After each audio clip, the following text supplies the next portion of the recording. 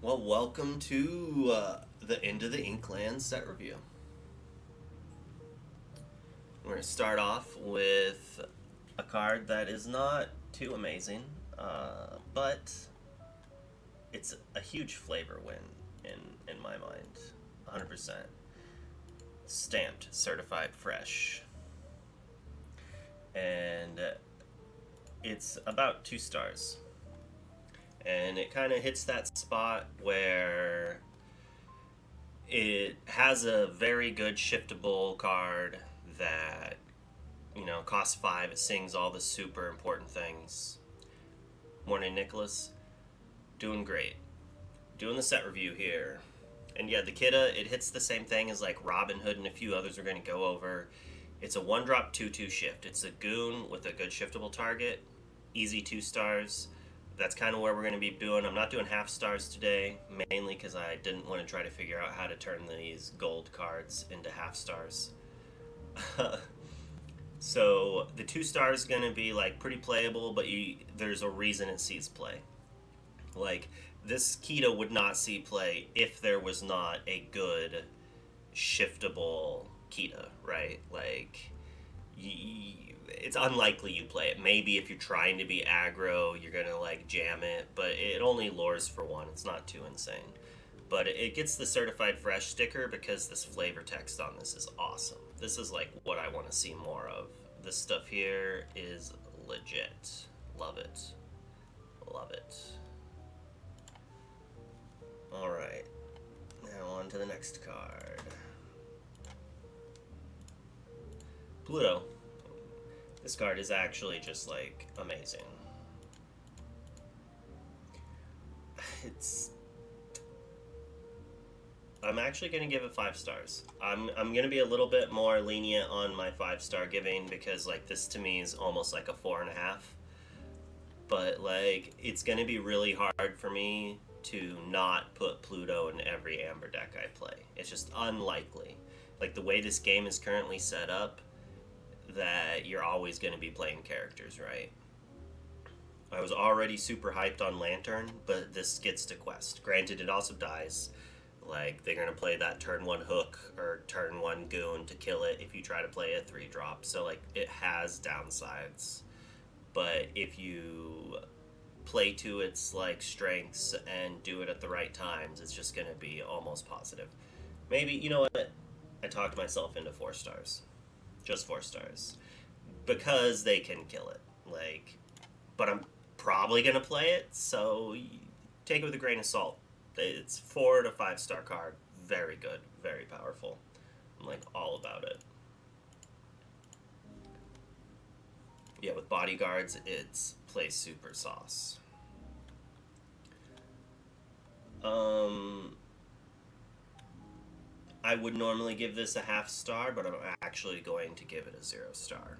I think cards like this, while maybe could be useful, just in general are not. I'm having a hard time trying to figure out how this is a playable card.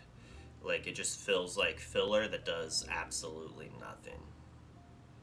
Like I don't even know if I would like it if it was an item that like I guess there is an item that taps to give support and it's about the same cost, right? So it's just like 1 action to do it. There would have to be a character that got bigger or some pump by playing actions that had such an insane attack that you want to then support with it. Like, say it would be like a 7/1 quest for 3. And, like, if you play an action, it gains evasive till end of turn, right? Or until the end of your next. Till the start of your next turn. That's, like, the type of thing I would need to see for this card to see play. And, yeah, I'm just not a fan. Yeah, they had a thought for it, but and this is like in the same boat. Like I guess I'll give it 1 star because there's not other things that do it, but by golly, I don't even think it deserves a star. It just it's just such a loss of value. There would have to be like a Mother Gothel type location that does something when damage is removed from it, right? It would have to be like an 8 toughness location that comes into play with 4 damage on it, and whenever damage is removed from it, you draw a card. Which would make this, and it would be worded that this would draw 8 card, maybe, or something, like, because drawing 3 cards would make, like, maybe if we made it so it drew 3 cards, it would be like a 2-star. But yeah, it would take too much for me to think that card is usable in anything. Neverland. In general, I think these one ink locations are about 2 stars. Like this Neverland, you're not gonna just jam it in every deck you play, right? You are probably gonna put it in a few of your hyper aggro decks that are dropping a couple of characters really quick, and you just want to turn sideways, gain some lore, and hope that while they're killing your guys, Neverland might gain a couple lore because you played like 3 1-drops on turn 3. And like that's the goal of this type of thing. Or when you get to synergize with some cards like Long John, Silver, and whatnot that get huge bonuses. Can't wait to talk about that card. Alright, the Dalmatian puppies. I mean, we're definitely certifying the whole cycle. But in general, it's only really a couple stars. It would have been a 1-star, but it's got a 3 butt. And it's super flavorful, and the ability to maybe do something with this and Tat or a few other cards, like there is potential for this card to do things, whereas in some of the other cards there just isn't. So at least this has potential on the table, and obviously that's the same for all of these except for this little dude who's blinking at me. He gets an extra star. This Minnie Mouse, I've seen quite a few people talk about it. I'm not very big on it. Once again, it fills into that like 2-slot range. It has Singer 3, but there's Sebastian, then there's the little mouse girl, not Minnie, but the rescuer chick, and they sing for 4. Well, this does have some interactions with bodyguards, and it does have a slightly bigger toughness than Cinderella. Unless we get like some 5 or 6 cost Minnie Mouse with shift that does things, I don't really see this moving. But as a shiftable character, like this is solid. Like if I'm playing a baby Minnie just to shift on it, I want it to be a goon or the red version that's also a 1-mana 1/3. Like those are great for shifting. And this, whereas like it has a 3-butt, so it's not dying to all of like the 2-ink removal. But I'm not too thrilled about the rest of its stats. Like Cinderella's already like going down in value for me, even though she can sing Bare Necessities. And we were just talking about Miss Bianca. I just forgot her name. Lo and behold, another 2-star card. It tries to do stuff. It tries to be a role filler, but it's just like not there yet. Like I'm not jamming this in necessarily. Now that said, Bobby McCoo had a really awesome deck with 4 of these and 4 of Sebastian's using.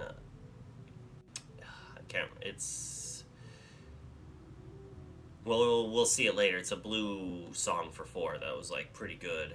And it was pretty explosive. I was pretty happy about it. I'll mention that later. But like, it's possible that this could turn into a 3-star card later once we got more powerhouse 4s. Like right now, it's just Zeus and that other card that I can't remember the name of. But we'll get to it. I mean, this is like a 1-star. It just doesn't really do much. I don't really want it. If they made a Floodborn version later, I could see it going up to 2 stars, but until that happens, like, it just does nothing. Just Slough. Piglet, on the other hand, we finally get our first 3-star card. I think. Yeah, First 3 star. We had the 4/5 with Pluto, but I'm the captain now. Piglet is not bad. You want to be aggressive, getting in for 3 lures, what you want. You could most likely, if you can quest with it, you should be able to have 3 characters in play. Like, unless you're missing your third ink and have a handful of 2 drops, you should probably have a 1 drop and a 2 drop to play, or already have a 1 drop in play and then play a 3 drop. Uh, this piglet's going to gain a lot of lore. It is a slightly stronger version of Pinocchio. It obviously has a downside that you top deck it in the end of the game when they've killed every character you had. Yeah, it's only questing for 1. But the ability to ink it in the beginning of the game and not like stress your unink count in an archetype that can normally stop playing inking on turn 3. So like you run into unink issues if you draw just a couple too many because you want to play your inkable threats. I like Piglet. I think it'll see quite a bit of play, and that's kind of why I gave it the 3 stars. 3 star cards will see play in a few different things and will help carry archetypes a little bit, or at least be like a supporting cog. Windy Darling is a solid 2 star, almost 3 star. She needs a little bit. If she was a 2/3, I think she'd be a 3 star. A 2 drop that quests for 2 is like solid, and unlike Enchantress and Flynn, she doesn't just die to easy removal. And I think that's like pretty solid. And if she gets a Floodbarn, that's a really good baby version of a card. Bare Necessities, what can I say? It's our second 4.5 to 5 card. I'm going to play this in every Amber deck I play, basically. Like, the meta would have to shift so insanely to, like, Mufasa would have to be, like, 50% of the field. And even then, I probably still play it because it would be good against the other half of the format. Like, it's hard to go wrong with this card. And it's only $2.89. That has to do with the fact that like prices have gone down. That's good for us. This is a Thoughtseize that like this will be played a lot, and I'm all about it. One of the best cards in the set. I like interaction. I like stopping degenerate things, like Be Prepared's or A Whole New World or Fishbone Quills. I think this card is not great. 1 star. It has the ability to maybe be played in some low cost item deck that if you gain, like, if there's a character that says draw a card and ink the top card of your deck whenever you banish an item, I could see this being played. Like, if there's something that just does absurd stuff, it would do a lot. But as it is, this just does nothing.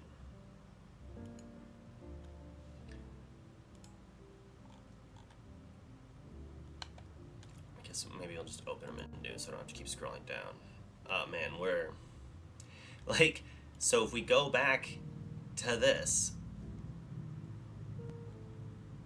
had I realized, had I remembered the wrench was here, I would just give this 0 stars. I gave it 1 because there's not much that did that, but like there is actually an item that does 2 at a time, and this is like a reusable source. Like, yes, it costs 1 more, but like you can use it over and over and over again. This actually has uses. It's not good, it's not great, but like it has potential. It's similar to Gumbo Pot. Like, it's not going to do too much. Maybe in limited it might. Unlikely, don't play it in limited, but it could maybe one day do something. Just highly unlikely. Pride Lands. This card has some potential for sure. I'll give it an easy 3 star. It pushes some archetypes a little bit while also not being busted. I'm not just jamming it in every Amber deck or even like a large percentage of them. Like, I have aggro decks that don't play it. It does have a pretty narrow selected, like Princes or Kings. It's almost theme style, similar to some of the pirate things, but it opens up the potential. It's like a combo card, it's an aggro card, it has a lot to it. I think it's a solid 3 stars.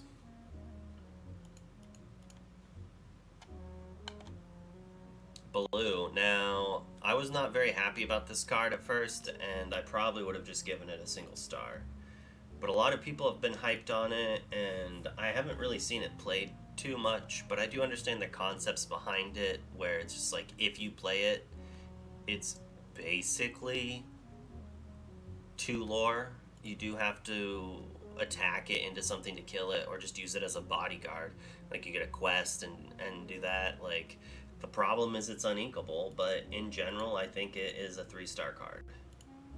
It just has the potential to do things, and it'll see play in some of the aggressive Amber decks just because it's another push. Like, it's not a card you want to see from the other side when your opponent is at 15 lore and they just play this. You're like, oh, it's gonna gain 1 lore and then 2 more. It's like, boom, I'm 1-2 lore threat from game over now.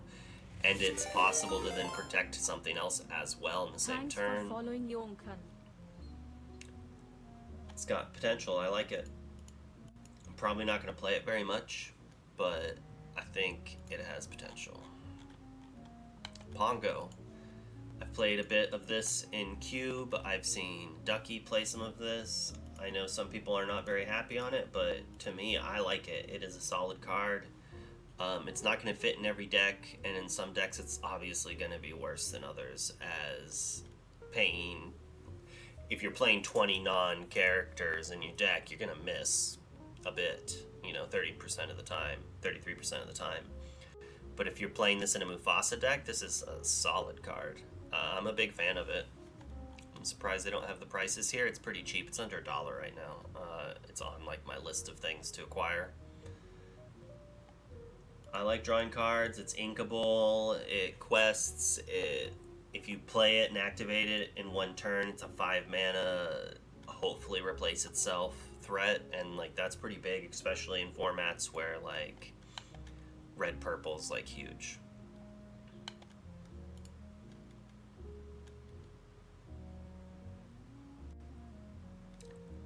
I mean, I'm obviously a fan of cards that have Wonderland in the name, but the card is kind of okay. Like, it does enough that I feel like I can't... Oh, it's cheap too, nice. The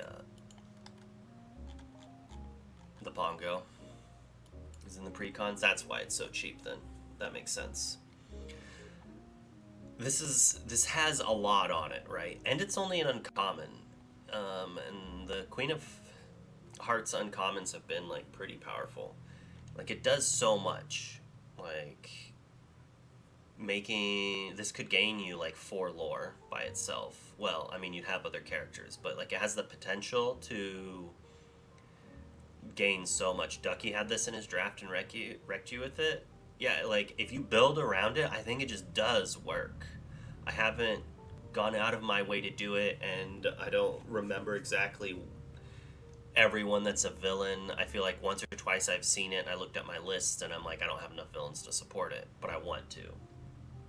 Like, it definitely could be a role player. It's probably actually 3 stars. Like, the power on it is so high that if you play around it and you get it to work, it's just gonna do so much. It's gonna gain a lot of lore. You just have to get it, make it work. And it might not have enough synergies in this set for a full constructed deck. It's 1 star. It's okay. Support's fairly... It's a fairly weak mechanic outside of limited, I think. Maybe in certain metas where there's big butted bodyguards you could team up to deal with. But a 3 ink 3/3 quest for 1, I'm just not really interested in. It's just low power, doesn't do much. I like it in limited. I think it's like a 3-star limited card. Like, it's just like a decent curve and support, so you can quest and then make your worst characters do more work.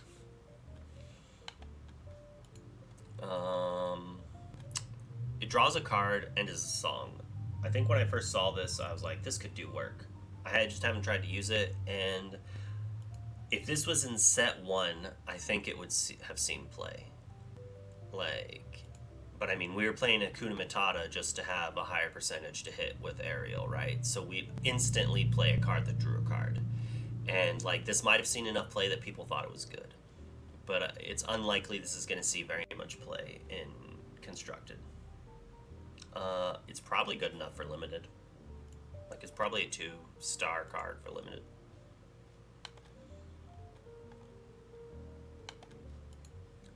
Tiana's Palace. Characters can't be challenged while here. It does things, but it has potential. It does have potential.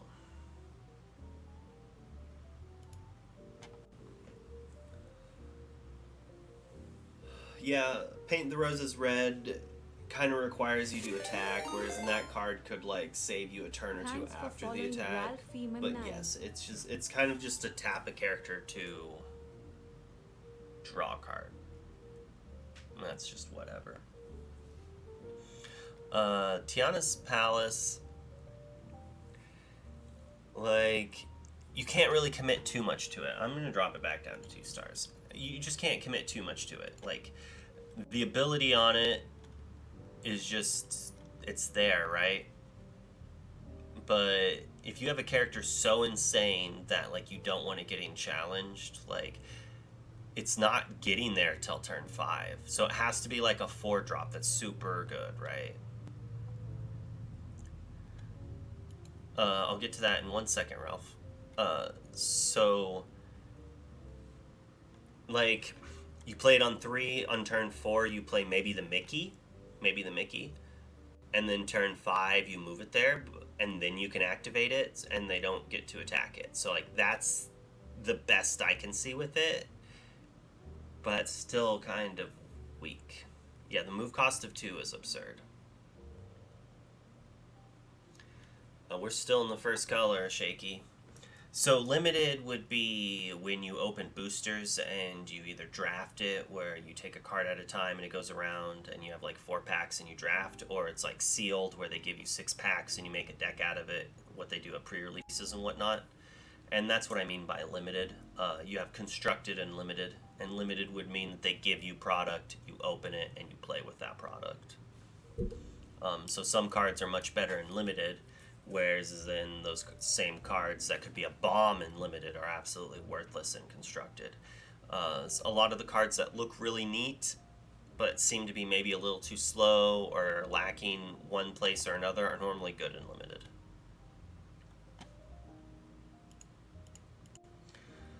Man, I swear I have to turn off these darn Discord noises. I turn it off every day. I don't know how it gets turned back on. I don't restart my computer. Bernard. I'm gonna give it 2 stars, even though it's like, it's pretty mid. But there's like things you could do with it, like with Christopher Robin. Like this would be a 1.5-star card type of card, you know. It's basically like you never want to see this in your rare slot. It's not necessarily good in limited. It's a combo style synergy card, and you have to have a lot to really get it going. Like I think I'm gonna downgrade it to 1 star. It's a disappointment. That said, I would still rather get that than a 6 ink 6/6 lore for 2, because I'm never going to use that, like almost ever, and this has the ability to maybe see some play in some weird decks.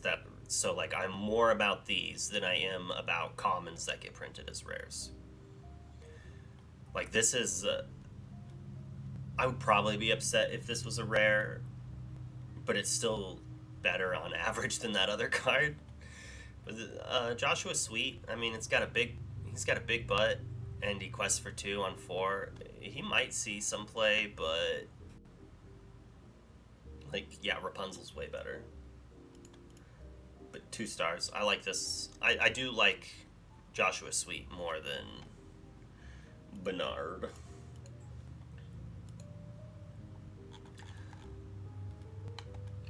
Now, Lucky Boy here.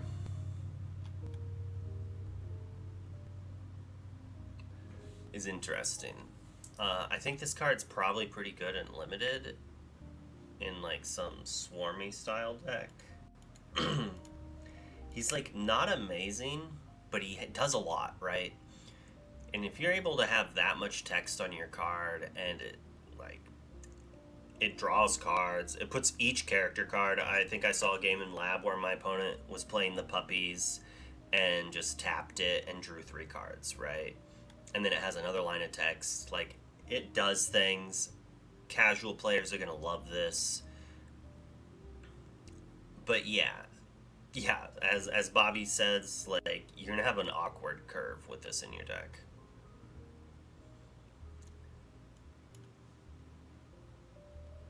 And you can't, like, really go into that strategy and limited.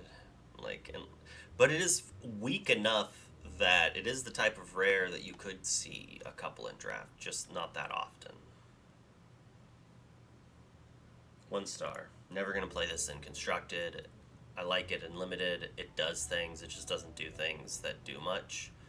But it's much better than a 1 mana gain support.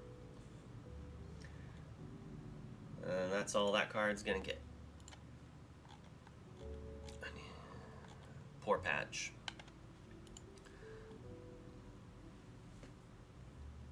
You'd rather have the 1 ink give something support than that? I mean, I'd rather it have support itself, but I don't know. I think this Tinkerbell is like good and bad at the same time. If it was inkable and if there was like a target that you really, really, really needed, they're just like, if there was a whole new world or Be Prepared attached to a character, I think this card would be very good. Like, so maybe this mixed with Scar is like the sauce, right? Like some ramp with this and Scar. Maybe in a Mufasa deck, but being uninkable and not having, like, I've drafted this in Cube a couple of times, and it just can't kill things. Like, it's just a 1/4. It only quests for 1, so it doesn't put enough pressure. It doesn't put any pressure, basically, not on their characters, not on their locations, not on your lore, and it's uninkable to boot. Like, I want it to be better than it is. But I mean, maybe playing it on 4 to grab a Tinkerbell, but with Tinkerbell shifting at 4, you want your baby to cost less than its shift. It's really close on being quite good, I think. And maybe it's good that it's kind of fixed a little. I think Heart of Atlantis, like, could end up being very good. I had it in a cube draft where I had 2 of them and all these 7s, and it was just doing so much. I don't know if that can necessarily convert to constructed, but once again, I think it would be reliant on a Scar. Like, it's quite flavorful, ramp is powerful. In reference, like, we gave Pluto 4.5, 5 stars. We gave Lantern 4.5, I think. I'm a big fan of ramp. This one's a little slower. It's a little worse. When an EDH multiplayer format gets big, this seems like getting there, you know. I definitely like to win games with only 3 ink. Kita, and this is the reason why the Goon Kita is a 2-star instead of 1. Is it has a solid shift, Like shift 3 is nice. Making it so they can't swarm beat down all your characters is pretty decent. You get to attack and then play it to like prevent like get everything you want. Like you get the couple of good trades out of the way, and then you make it so they don't have any good counterattacks. She's not bad. Like I think she is a solid 4-star card. 4 stars. It for me it shifts early, and it does something when it comes into play. And so like while if it only had shift 3 and a slightly worse ability, I probably would have given it 3 stars. But the fact that it does something like it is a spell, it is an action when you play it to boot. So you get the ability of having a cheap singer or cheap shift to sing songs. It just does a lot. It's going to see a lot of play. People like it. Looks cool. It's a legendary. It makes sense that a legendary is going to get 4 stars. It's when they don't get 4 stars. It's like, well, what happened? Nani? I've seen some people want to play her. I just don't think she's that much better than Maximus. I think the support is a little bit better than the extra butt.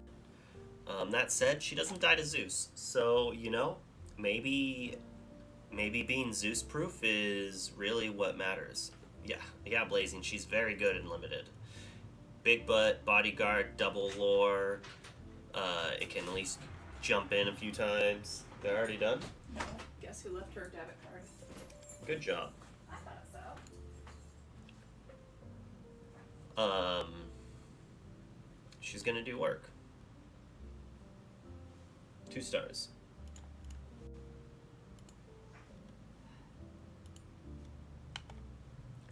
$99 Puppies. I was really hyped on this card. At the beginning, I might have rated it 3 stars. Now I'm gonna only give it 2 stars.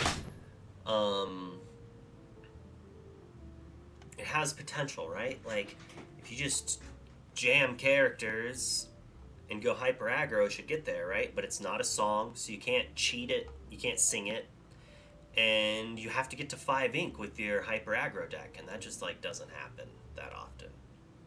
That said, it can be a 5 ink gain 4 lore, and that's pretty good.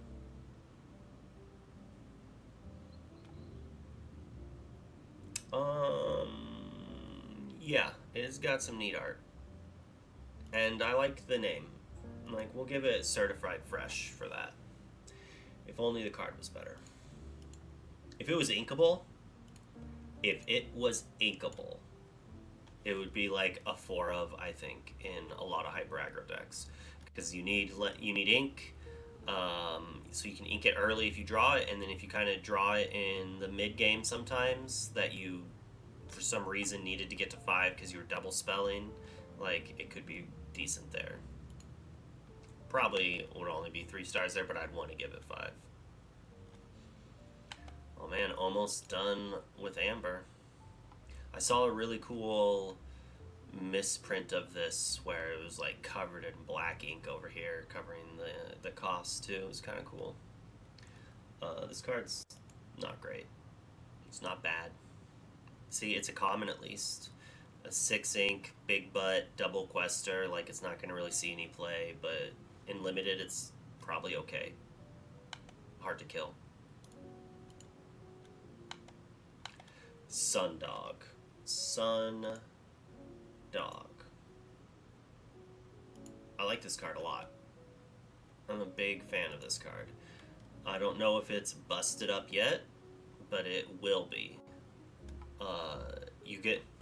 This is a prime example of what coming into play and questing compared to just questing will do.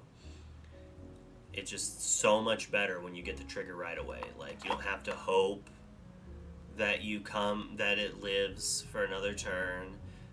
Putting a queen in to give it hate or rush is like pretty sauce. I've seen a few people do that with queen and then like the 3/1 stitch. You can put bodyguards back into play. You can grab your Pluto that probably died to ramp this out or to ramp the turn before it out. Like, it's solid. It gives you value. in a world of red purple, I think this card's very good because you want to get that value. Like this is a prime card to play the turn after they play it. Be prepared. It's like, oh, instantly get another threat you have to answer while getting a smaller version to play around Lady. Sadly, the new Lady just kills it, but you still at least get your leftover character. Pluto. I saw a lot of people hyping on this card. And this, I'm only giving it the 3 stars. Like with the Kita, I don't think this ability is good enough. Its shift cost is too high, and its ability is not near good enough to me. For me. Also dies to Medusa. Costs 7. Like, I feel like I'd rather have a Cinderella almost every time over this. It's like, yeah, a bodyguard, a big butt, sure. It's occasionally good. But this is no Surfer Stitch. This is no Surfer Stitch. And that's the kind of card, like, that's what I want for 7 ink. For 5 ink, if it was guaranteed 5 ink, 3/8 bodyguard for 2, I still would not play it in all of my decks.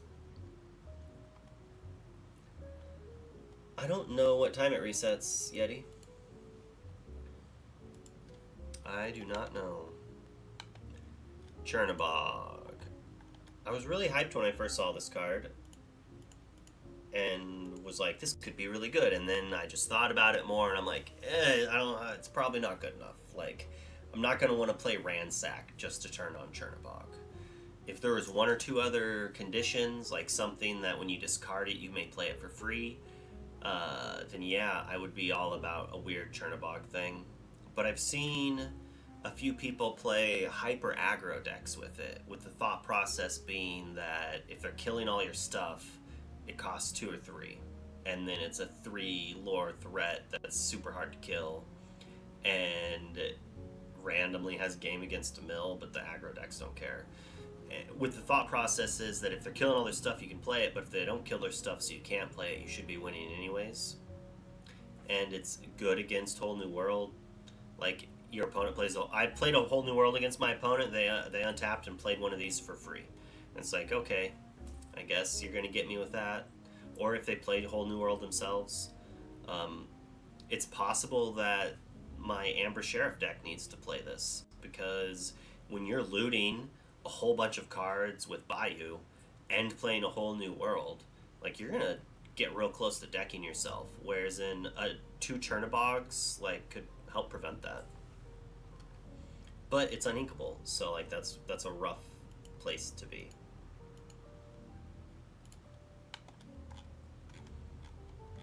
Amber is not bad. I mean, we got Bare Necessities, that 5-star slot, obviously holding work.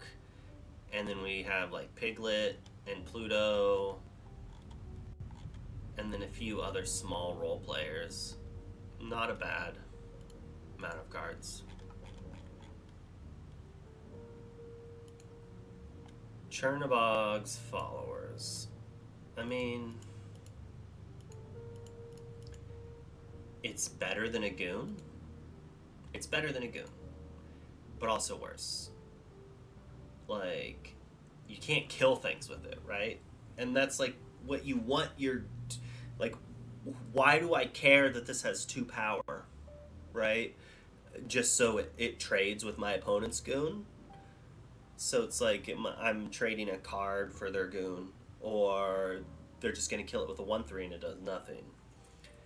I do like the fact, though, that you can quest with it twice and then sack it to draw a card. And I think that's where its, like, cuteness and its playability comes from, is, like, if you think they're going to just kill it, you can replace itself, and it gains you a lore. And in that regard, it's not bad. But I'm not going to be, like, jamming them into my aggro decks unless, like, I need another 1-drop. Also not going to be playing much of this.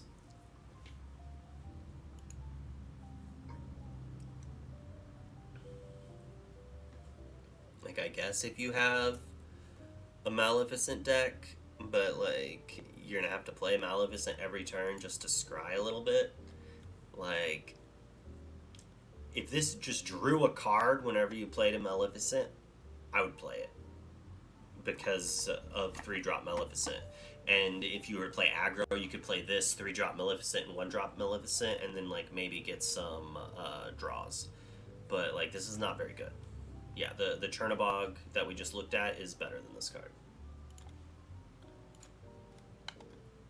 Rafiki is an interesting one. I definitely think it's 2-star, maybe even 3.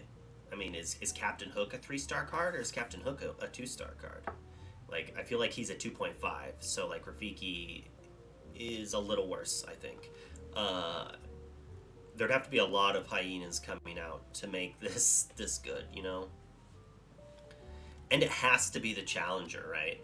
Like, if this said whenever challenges or challenged by a hyena, and there was multiple hyenas that were very good, I think it would be really good. Oh yeah, for sure. It's probably one of the better purple 1-drops outside of Maleficent, and you're not going to play that in every deck. And that's why I gave it 2-star. I don't know if I would give Hook 3-star. But I've put this in a lot of my purple decks, so like maybe I'm underrating it just a little bit. Like, I wouldn't be upset if you were like, it's 3 stars guaranteed. I would probably argue if you tried to tell me it was 4 stars. But I'm putting it in decks, and I'm kind of been happy with playing it over the 1/3s. It's really important being able to play it, and then like your opponent plays a turn 1 Bayou, and then you play a turn 1 Rafiki. Like, that's sauce.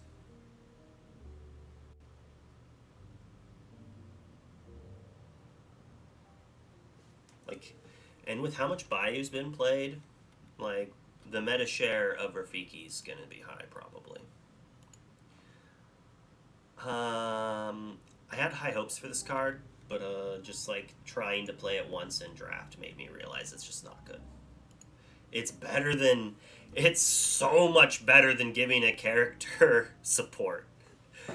Like, it's on a whole other tier than the Amber 1 cast action that does nothing, right? I'm not going to play this card really ever. Maybe if there was some things that triggered off of damage being moved. Maybe. I'm probably going to overrate this card because I like Gaia's Blessing. And this is neat. I wish I could target my own discard. It would probably be a 3-star card if I could do that. And then you could use it as an anti-mill style card with brooms. If everyone's playing Chernabogs, I could see this being played. Like, it doesn't hurt to play this right. This isn't a sideboard card. This is a main deck card that you play when it hits the meta, and you're fine with playing it in your main. I mean, maybe it's a sideboard card, but it replaces itself. So, and it's inkable, and I think that's very decent. But it's a role player type card. Like, it is meant to counter certain interactions, and if they're not doing those interactions, it's worthless. But it replaces itself, so it's only so worthless. I would probably play it in my deck before I played this. But maybe we get Alina Floodborn later, and for the 2-cost babies, they have to have a 3-butt. And being Rush, like, it could be relevant killing Lilos when you're on the draw in purple, when they're just expecting a Fox. But the meta would have to do some crazy things for me to be like, yes, I'm playing the 2-drop 1/3 Rush.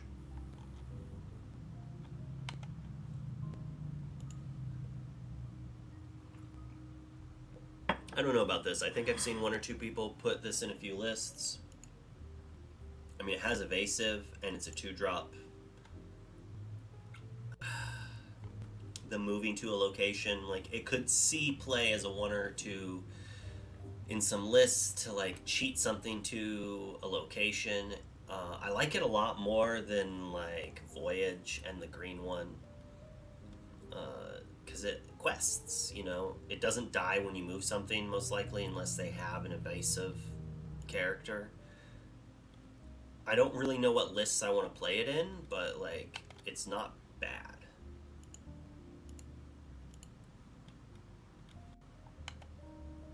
And yeah, I mean it's a 1 star. 2 star, it's hard for me to decide if like so baby Hercules, this is what it is, right? It's just eh, it's not great, but it's a baby with a 3 butt, so I feel like I can't give it less than 2. But it's like its shift card, which we're gonna get to, has to be good for me to want to play it, right? Like Hercules attacked the meta at certain angles. Hercules dealt with certain threats that needed to be dealt with and lived. It prevented the steel machine from just killing it instantly, right? And those are the things that something needs to do for me to want to play a 2 drop baby. Like, I just do not care. I want my babies to cost 1 ink. I want my shift targets to cost 1 ink, and I want my shift cards to cost 3 to shift, because I'm greedy.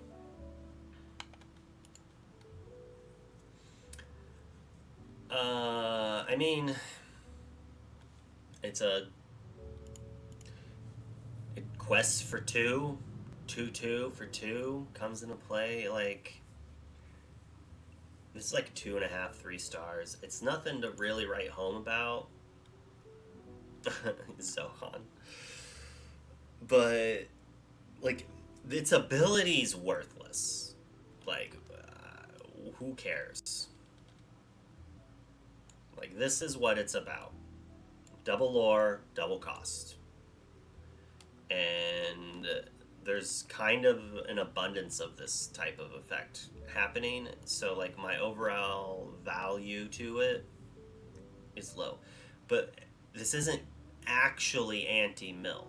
Your anti-mill cards can't be 1 card that has to be in play and then has to be killed. Like Chernabog, now that's some anti-mill. That's shuffling like 10. Well, it's shuffling between like 3 and 20 cards, like depending on the time of the game. But also, like, if they mill it, you're out, right? I played like so in Magic, anti-mill would be like Ulamog and whatever the 15 drops one is, Emrakul, whatever, however you say it, because it shuffles your whole discard pile in, right? When it's put into your discard pile. This is just so fringe. You'd have to have like 20 characters that all have that ability. Like if you had a bunch of characters that had that ability, I would agree. It's like, yeah, that's anti-mill because mill's gonna have to kill your characters. If they kill your characters, it shovels in. It helps slow them down, which should buy you turns to beat them. I want this card to be good. I think the potential on this card is insane. Like the ceiling is so high, but the floor is so low, so low. Like you're jumping from the bottom and you're trying to hit the ceiling in a basketball court. But if you somehow double jump in the air, like it's gonna be good, right? Drawing 2 cards and bouncing a character for a 2 drop, sauce, just sauce. But you have to have a genie, a Jafar in play, and a genie. So you're playing purple steel, or maybe just purple. Like I guess I said purple steel, purple blue, purple green, because the bounce genie in my mind is like you play bounce genie, and then you activate this, you draw 2 cards, so it's like you double bounce, right? You just like get them. But the best Jafars are steel. Like the baby purple Jafars are so weak. Like I guess the 3 ink one that quests for 2 is like okay, but also just like not the type of card you necessarily want. But I mean, if we're playing Lamp, I think we have to be weird tempo. But like if we're playing tempo, why are we playing a 2 drop do nothing on turn 2, right? Like I feel like they had some cool interactions with this card, but it's probably gonna fall flat. But if you can make it work, it's so cool. It's flavored. I guess I didn't give it the stamp. I should have given it the stamp. We'll do it now. Bloop. Certified fresh. Certified awesome. Doesn't make it good. Same with this sorcerer's hat. Like, I'm gonna stamp this shit too. This is a cool card. Multi-stamp. It's a cool card, and it has potential, but it's bad. Like, you're not gonna want, like, but it has the ability to draw cards. Actually, it doesn't even do what I thought it did fully. I thought it kept drawing cards or something like that if they shared a name. I was getting it mixed with something else. I want it to do stuff. It's really neat. It's iconic. It just doesn't do anything. Like, sure, you can mix it with Ursula's Cauldron, so every turn you can pay one and draw a card, right? That is technically cheaper than Magic Mirror. And so maybe in set one, red, purple mirrors, instead of playing Magic Mirror, they played Sorcerer's Hats and Cauldrons. And even then, that seems rough. But, you know, like, I like the ability to just kind of get lucky. You know, it's like, I need Be Prepared or I lose. I'm naming Be Prepared, and you flip it. Just like, or Bad Manners, where you do that, you don't flip it, and then you just play one from your hands.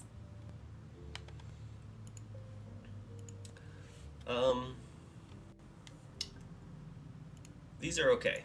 I think I like these more than the one drop ones. At first, I was like, these are slow and bad. The one drop ones are so much better. But it has a big butt. So, like, against the goons, that's an extra turn. But against Rafiki and Hook, it's the same amount of attacks, but it costs twice as much for the same amount of lore.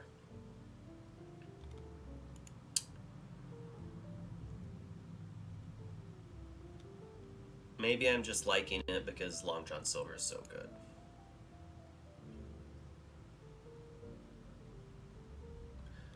But I think it's probably the, like, if it had a 7 butt, it might be too good because it would probably just take too many attacks. And then, like, if they just overextended, maybe overextended is wrong, if they just played a whole bunch more locations, then they would, like, be too slow and not able to, like, maintain killing things.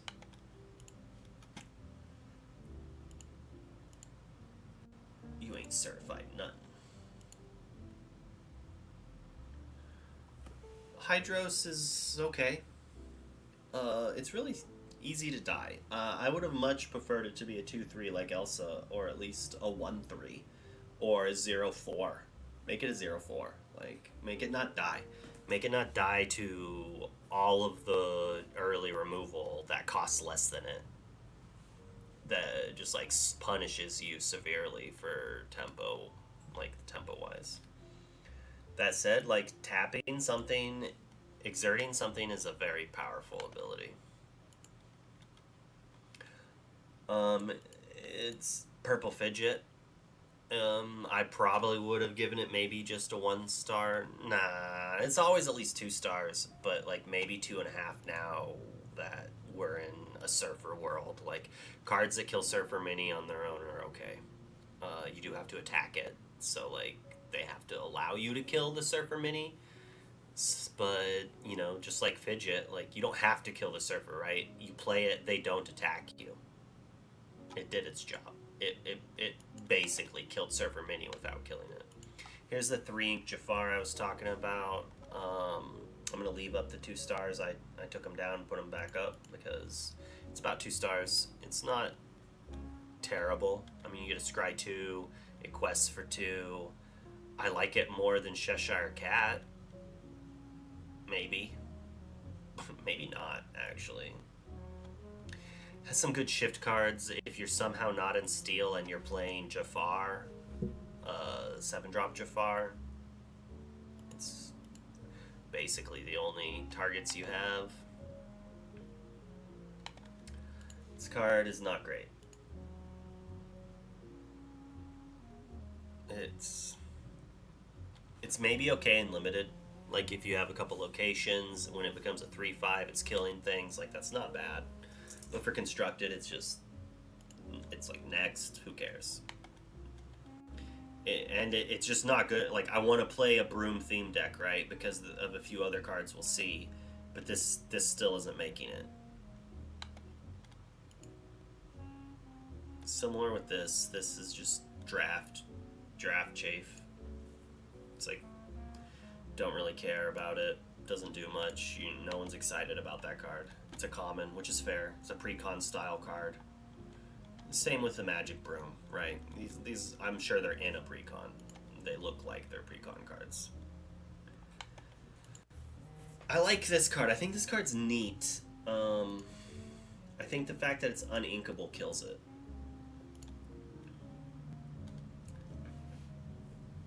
This is a prime example of why Perdita is so good and this is so bad. Because this doesn't trigger when you play it. Like, if you could play it to tap something down and it didn't ready, or, yeah, and it doesn't even tap them, like, exert them, right? So maybe if it said when it quests you exert something and it doesn't ready, or if it said when it came into play chosen character doesn't ready, as well as questing, like, so you could do it multiple things, it just, like, kind of does not too much. And because it doesn't trigger when you play it, your opponents are just going to play around it. Like, that's the problem. That's why I wasn't too big on Shurkan as well. It's like, it's normally played around. Like, sure, you can keep the Shurkan in your hand and then play at the turn you're going to attack and kill their guy. But they also had to let you do that, right? So what are you playing, a Maui and Shurkan in the same turn? It's easy to play around, and that makes that type of card much less powerful.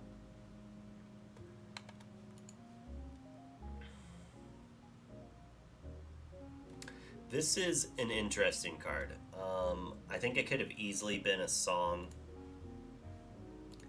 and not really made the power level of the card much better. Like, it wouldn't have, like, broken the card, right?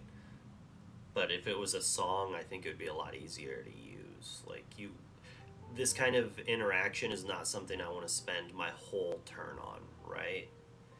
But it is a way to just kill something, most likely. I think I like it in limited, but in constructed, I just don't think it does enough. Boss is on a roll. It's an interesting card. It is a song, but it doesn't draw you a card. Like, I don't know if I can rate a card that is literally an index that deals a damage to your opponent. Like, I don't think in Magic I would play one red, deal one damage, rearrange the top 5 cards of your deck. But maybe I would. Like, maybe. But at 3? No, I wouldn't do it for 3. If it cost 1. Like, this card should cost 1 ink. This should not cost 3. I don't like it. I'm probably going to try it in a few decks and maybe it'll fill some roles. It feels like the Tinkerbell, where I don't have a big enough reason to be digging that deep to make up for all of the other sides. Yeah, I'd be able to play it as a land. Yep. To make up for it costing 3. Like, it is a song, and so that does open some potential, but in general, I'm not big on it. This card is cute. I thought it was going to be a little better than it was in my initial testing, but I'm going to give it 3 stars still, because it has potential to just, like, do some work, right? Like, turn 1, 1 drop, turn 2, 1 drop, 1 drop, turn 3, this, turn 4, move 2 of your guys there. So it still is giving you 2 lore for a 3 drop, right? And then the next turn you could move another one there. But that's still kind of slow and still doesn't necessarily do enough. If it gained 1 passive lore, yeah, I'm gonna take a star away. If it gained 1 passive lore, I think it would be, like, quite good. But at this point, like, I almost think you have to have brooms to make it good. 2 to move, like, if it cost 1 to move 2, I would like it more. Like, there's so many things. It feels over undertuned, over nerfed, over tuned in the regards that they were afraid it was going to be too good, and they're like, nope, we're not letting that happen. Like, we don't want to get we don't want people doing that, and I could see people hating this card. This genie is interesting. It's uninkable, but I probably would have rated it 2 stars at the beginning of the season. After losing to it in Cube Draft, I think it might have a place as a 1 or a 2 of in like red purple decks if they can afford the unink. Like, drawing 3 cards is not bad. Losing your character is kind of brutal and might not be like doable. It's probably too cute to make the lamp work.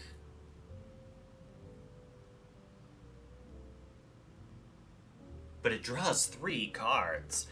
You just gotta, you have to respect it because it can draw 3 cards.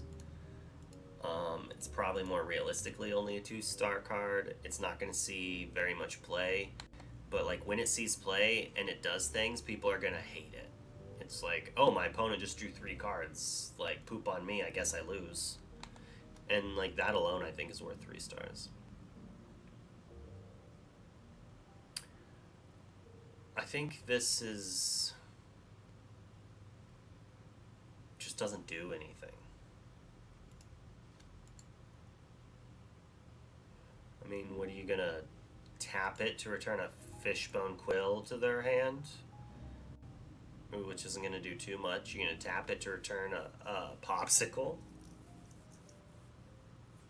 Actually, yes. Never mind. I thought it was opponents. So, I'll give it 2 stars. Maybe even 3. Like, it does have potential, actually fully reading the card. Like, blue purple. Like, I think I like this in like a weird Nick Flavorsham thing. Just tapping it to draw a card each turn. And thinking of it that way, it's like maybe I just want to pay 1 more for a queen. Like, the tempo loss is probably not good enough.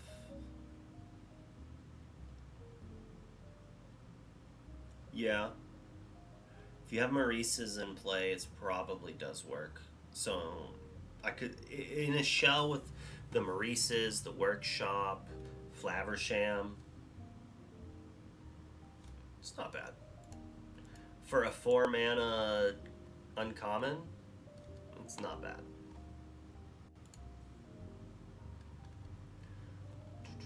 The Firebird. Yeah, this is a 1 star. Bloop. I'm never gonna play this. I don't even think I play it in limited. Like, maybe if there's a sideboard in limited, I would maybe side it in if my opponent had a bunch of really big bodyguards, you know? Maybe then, but we don't even have sideboard in limited. So at that point, I'm not a big fan of it. I'm also going to give this 1 star. Because I feel being an uninkable, like oh, that's the wrong key. This right here, if we took this off, I still don't think this is a good card. Like, 2 lore at 4 is like okay. I mean, that's kind of on par, but it's uninkable. And it does nothing, right? It just like does nothing here, and it's a 6/6. I feel like there's better beaters at the same similar cost that are inkable that also have abilities. Whereas in this just has a drawback. Like, maybe they just assumed this was going to be dominating. It's also a rare, like, which is upsetting to me. At a rare power level, it shouldn't have this drawback. I would give this like 2 stars if we took the drawback away. Is it a I don't even think it's a great theme. Because it is the location, right? Like, you go in its mouth. This should be a location. It should have been like underground cave or whatever, and it should have been its mouth open with stairs going down, and it should have had like some thing that said like Aladdin's can move here for free, and your character's quest for more or something. The treasure vault's an item, though. Yeah, Cave of Wonders. Like, I get what they're trying to do. I would have given it a flavor win if the Cave of Wonders was in the set with it. I would have given it certified then.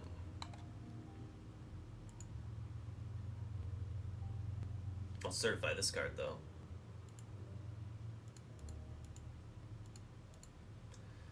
Like, it's flavorful, it draws cards, it gains lore, it's just very powerful. It's like, is this the first 4-star purple rare I've given so far? I think so.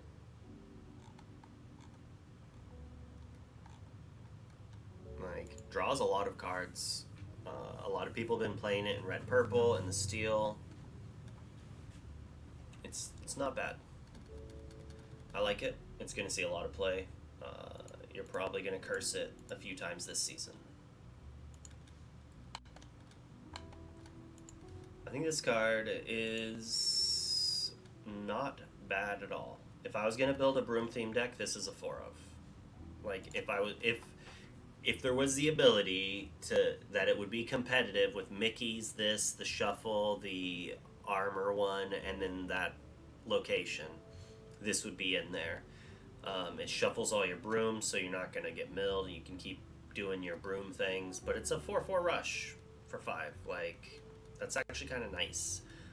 Probably extra hyped on this because I've been playing it in Cube Draft, where it's just insane. Like, kills locations quickly. I think Rush is very powerful in limited, especially this current limited format. And just being a 4/4 quest for 2 when you're not rushing things down.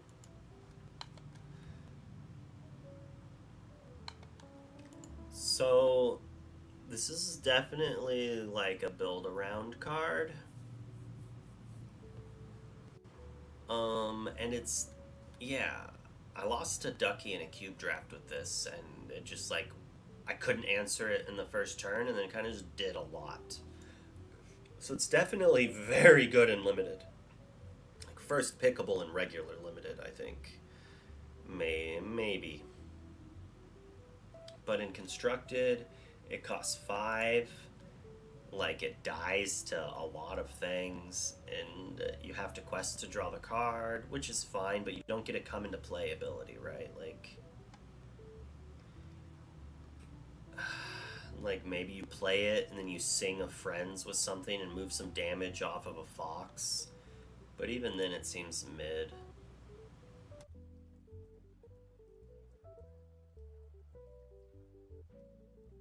Like, it's kind of like Sizu. It's like Inkable 5 instead of Uninkable 4 doesn't do enough. Like, if Sizu doesn't see play, I don't think Maleficent will see play.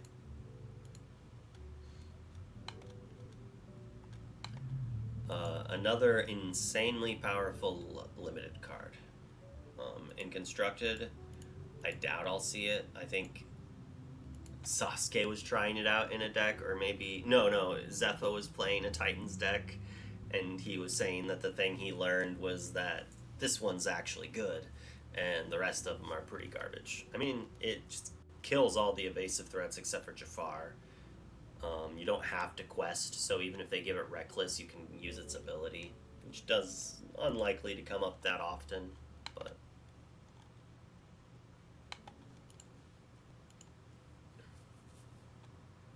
Curiouser and curiouser. Do they count the name as just the Alice, right? So tap all other Alices if they had an Alice.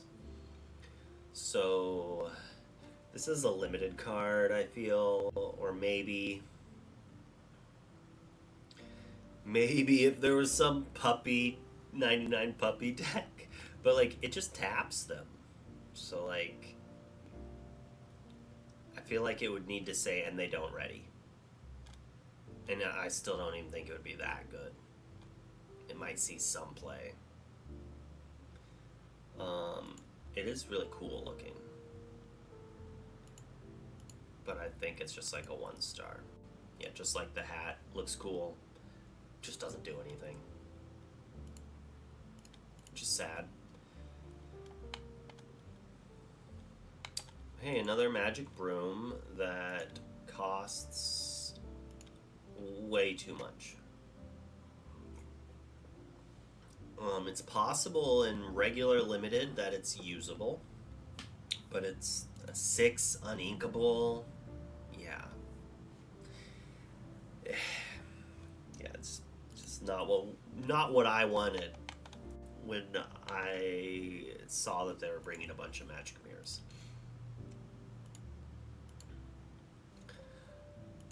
I thought this was going to be insane in limited. I don't think it's good in constructed. Like, at 2 stars because it's better than a 1-mana 2/2.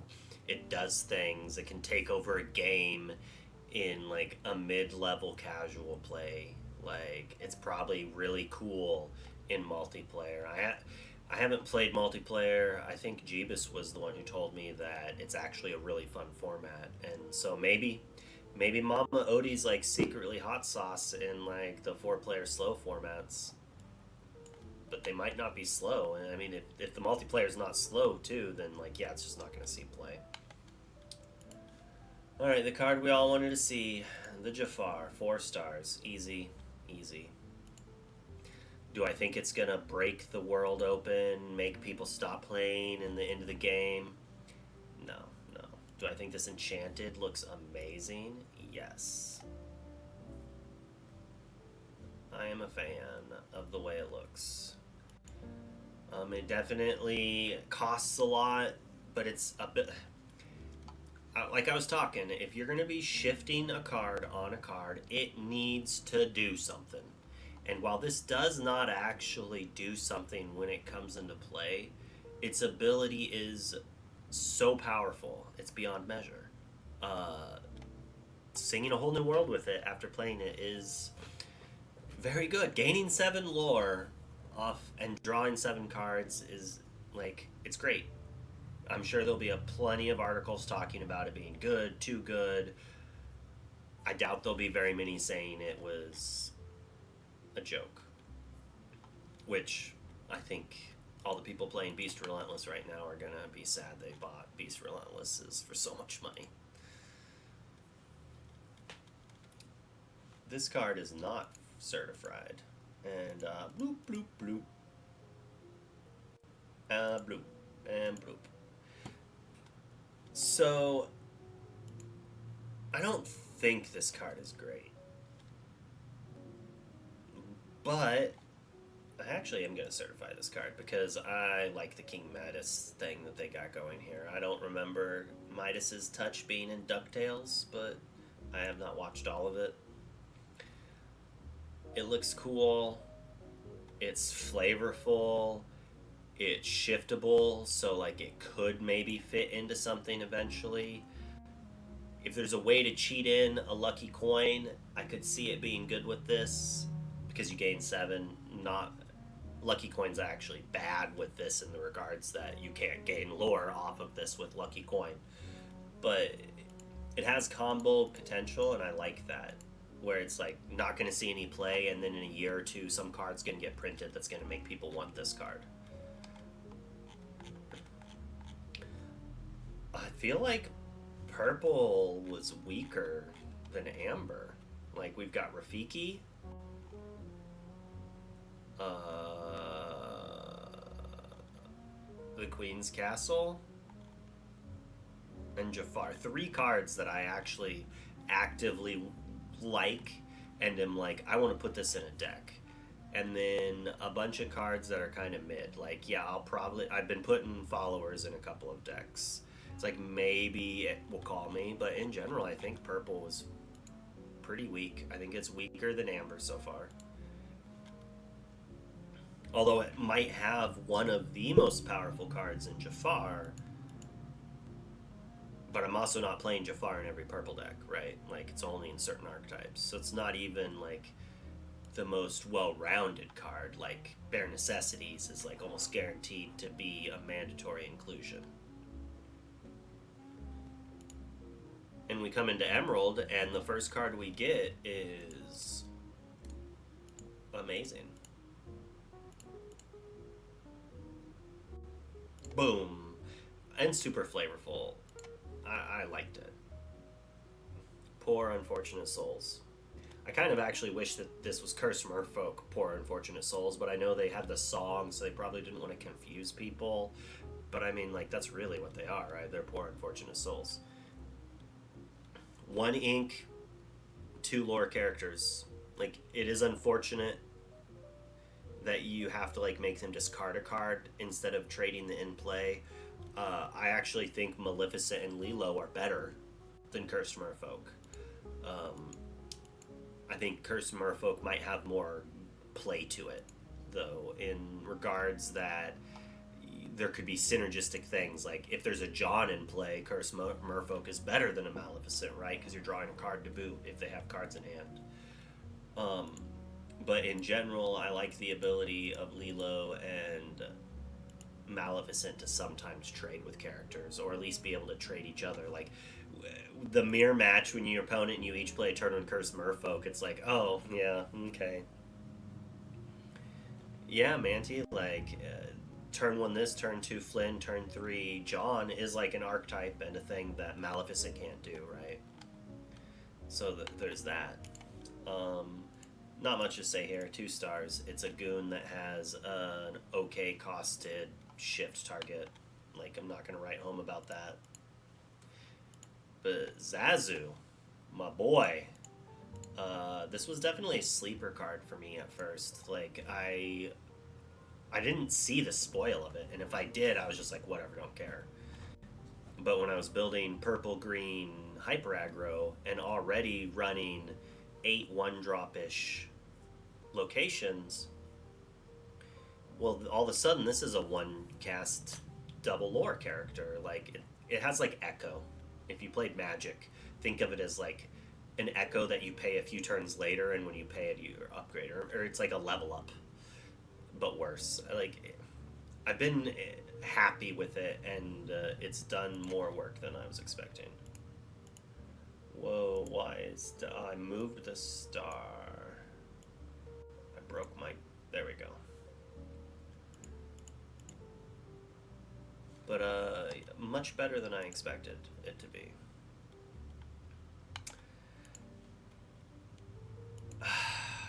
I mean, this is better than giving support. And it's a song.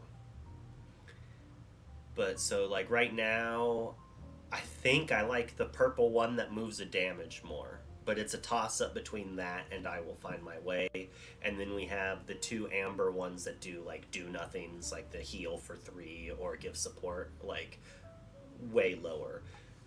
Whereas I wouldn't even give those a star. I'm going to give this a star because there's potential, right? Like, there is locations with insanely high-costed things. People are doing magical Christmas lands where they use that or Voyage to move something over. I don't like it, but at least it has the ability that you can do that, right? Not everything can do that. I was a little low on these at first. People thought they were insane, then people thought they were garbage, and now I'm kind of like, they have their role, right? Like, you can play it early. I might just be really hyped on most of these cheap, aggressive locations because of Zazu and, like, John Silver. John Silver, ooh, can't wait to get to Silver. It's just solid. Darn hiccups.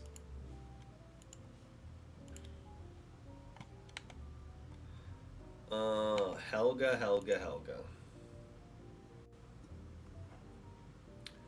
It's not bad, but why are your opponents attacking it? Like, this needed to have 2 lore, and then it would just outclass Cheshire Cat, right? So, like, maybe it needed to be a 1/4 or something. It's like, it's just not a very good ability on a 2/1 that lures for 1. They just don't attack it with anything that's not already going to trade with it anyways. It's 1 star. 2 star. Alright, it's definitely 2 stars, but my anger with it makes me want to not give it that extra star. It's a flavor loss. I didn't make a stamp for flavor, like, disapproval. I mean, flavor's wrong.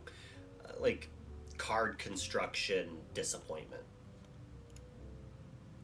Now this boyo here, this definitely is certified. And I think it's a solid 4-star card. I think the design on this card is just very good. Like, it's not just gonna win you the game, it's not just gonna carry you constantly. Like, just putting Morph into your deck isn't gonna make you win, right? Which most 4-star cards do. So, like, you might be like, well, then why is it 4 stars? Well, one, it hides information. Like, if you play a turn 3 Tinkerbell, your opponent is going to play around Shift Tink. But they might not play around it if you played a Morph on turn 2. They might not play around Hercules. It lets you. This is a baby for Beast. And like most babies, I would want to have more than 1 toughness. It dies to all the removal, right? But anything can go on it, and that's just like actually very powerful and very good ability in the game. It's not busted at all either, and I think a lot of people are saying it's going to break the game. And it's nowhere.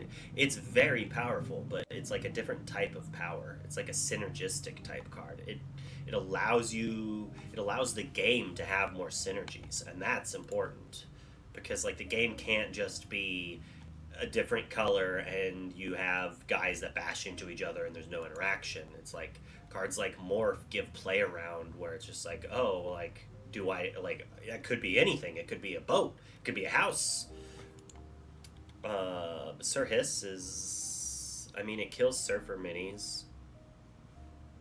I think it's 2 stars. Like, it's an evasive 2-drop that trades with the super heavily played one. It doesn't just kill it, but it trades. So they can't just use the mini. If it was a 2/1, they can't just kill it like the Magic Carpet, like, or Pascal just died a mini where this at least trades there. Obviously, costing 2 is kind of meh. It's on the lower tier of 2s. Skippy is we're not writing home about it. It would be 2 stars if it had a big version, but like Ward, Aladdin just didn't see play. Ward is just not a good enough answer to the targeted removal when they have grab your swords. Like if this was a 1/3, if this quested for 2, and even if it quested for 2, there's a Sapphire card that 1/2 quest for 2 Ward, and it sees literal no play, right? Like Ward is a lot less powerful than it should be on a lot of like it's either insane or worthless. Like Cusco, the Ward is so good because it's a triple lore threat that also makes characters die when they kill it, right? So it's like the best way to kill a Cusco would be targeted removal then. But there is no targeted removal that can kill it with Ward. Bloop. Certified OP. Not 5 stars though. Not 5 stars. The song. If it didn't say song, if it was like be prepared or bare necessities, I would be giving it 5 stars. She is very good, and I will put her in most of my green decks. And I mean, who am I kidding? Let's give it that extra star. I'm gonna put it in all my green decks. There's just like almost no chance I'm not putting it in all my green decks because the most absurd things you can be doing are songs. Like, I talked myself into it. She's just solid. Does all the things. And although it's that good, it's also well balanced, right? Because you can whiff. It can just be a literal 2 ink 1/3 that does nothing. And that's a good thing. Like, we don't want it to just always be insane. I'm not huge on this card. I played I did play Break for a little bit in set one at the end of the season. I cut one of my Beast Relentlesses for a break for the ability in the mirror match to kill the lanterns when on the draw to prevent them from getting to a beast to hit my lantern before I could play a 5.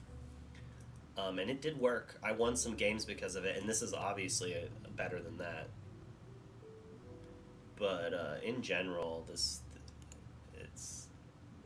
it's 2 stars. Like, because you're not, when it's worse than 2 stars, you're not going to play it. You just won't put it in your deck, right? You're going to put this in your deck when you're expecting a bunch of items, and when you do that, it's probably a 3-star card because that's why it's in your deck, right? It's wrecking items. But in general, it's not going to see too much play. This is a sideboard card for our non-existent sideboards. Bloop bloop bloop. I think this card's pretty good. Although I think a lot of it relies on uh, Ursula to make this very good. Like, if I was not playing Ursula, the 3-drop Ursula that doubles songs, I probably wouldn't put this in my decks. It's just filtering, right? Like, you draw 2 and you lose 2. Like, yes, it only says discard 1 card, but you're playing the card, right? Like, that counts itself as a card. So it's just filtering. You're not getting any advantage out of it. You're just spending resources to get rid of a bad card and draw another one. But when you mix it with Ursula, it does net you an extra card. It digs deep and sees more stuff. And in that regards, I do like it. 3 stars seems fair. It's probably going to be in some degenerate decks at some time, especially like in a Chernobog style thing. Like, we get more discard effects that are good. It's not bad with like the Sheriff decks, although I don't know if I would play it without the Ursula there. But like Green Steel with Ursula and a bunch of other interactions and the Sheriff combo, I like. I don't think I wouldn't play Beast Relentless in that archetype, as I've said before, and I'll say again when we get to Bayou and Sheriff. I think it's unneeded. It can do some things, but in general, we just don't want it. I really want to like this card. I'm only going to give it 2 stars. It could be a 3-star card or even a 4-star card. Like, it's kind of like Magic Mirror. Magic Mirror in set 1 was like a 4-star card, right? Magic Mirror in set 2 was a 1-star card. So like right now, this is like a star or 2, but eventually we're going to get so many 1-cost actions that do stuff. This could actually be very good. Like, one day we'll get a deck that doesn't play characters, and when that like happens, this airfoil is probably going to be part of it because it's a very good draw engine. But at the moment, it just doesn't do anything.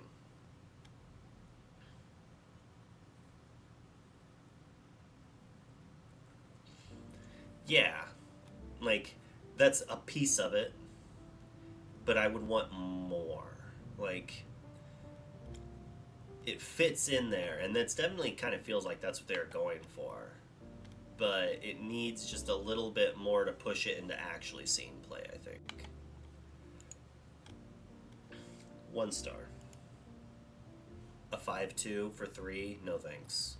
Pumping your character that doesn't need to be pumped, no thanks. Maybe 2 stars, maybe 1. It's hard to say. I give it 2 stars because you could maybe give it a good ability to do Jetsam, but as I found out while cubing the other day, the best ones are Jetsams. I played the Jetsam on curve, and the next turn played the Jetsam that gave evasive, thinking it gave this one evasive, and just quested with it into my opponent's 2/3, and I'm just like, whoops. Whoopsie-daisy. Now this card, though,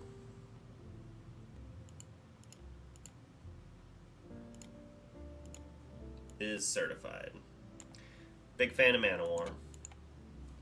It's not always gonna be played, um, but when it does see play, it's gonna make you angry. Uh, like I know that I would get super angry in set 1 and 2 when my opponent's just like genie into genie into genie. It's like, oh, I lose. While the kit's not as good there because it doesn't add 2 lore. The ability to go kit into like Mother Knows Best into Genie. Like I played a game the other day where I played 3 kits in a row and then played a Zeus to kill the character that I was bouncing to prevent from questing. And it was just like, all right. I mean, yeah, you have more cards in your hand, but like the tempo stolen, like it's a huge tempo card. Like Kit is just good.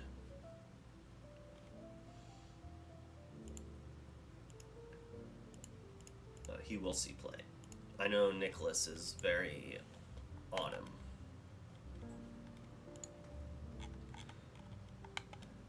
Now Lyle here, if it was inkable, it would see more play. I still think it's good. It's not bad in like an aggro v aggro, like hitting their Lilo and making their Lilo attack into your bodyguard. Like I think he's pretty decent. Um, if more, if the format is like these hyper aggro decks, I think yeah, this is an auto 4 of in the aggro decks, right?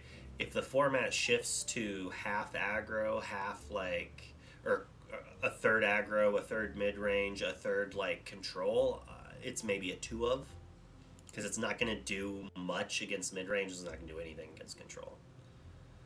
Like you don't care if you're making red purple lose lore. You don't care if you're making mid range steel song lose lore. Like you care about making the Lilo and the Maleficent decks lose lore. So then you can use your mid-rangey creatures to kill theirs and then gain lore. So maybe it's more of a mid-range card to help fight aggro. But it sadly, like in green, it doesn't have it doesn't have shift. And like so green is normally like a Bucky deck, a Floodborn style deck. And it's uninkable. I mean, there's the craziness, like Bobby's saying, where turn 2 morph, turn 3 belt, turn 4 this, make them discard their hand. That's always cute and all.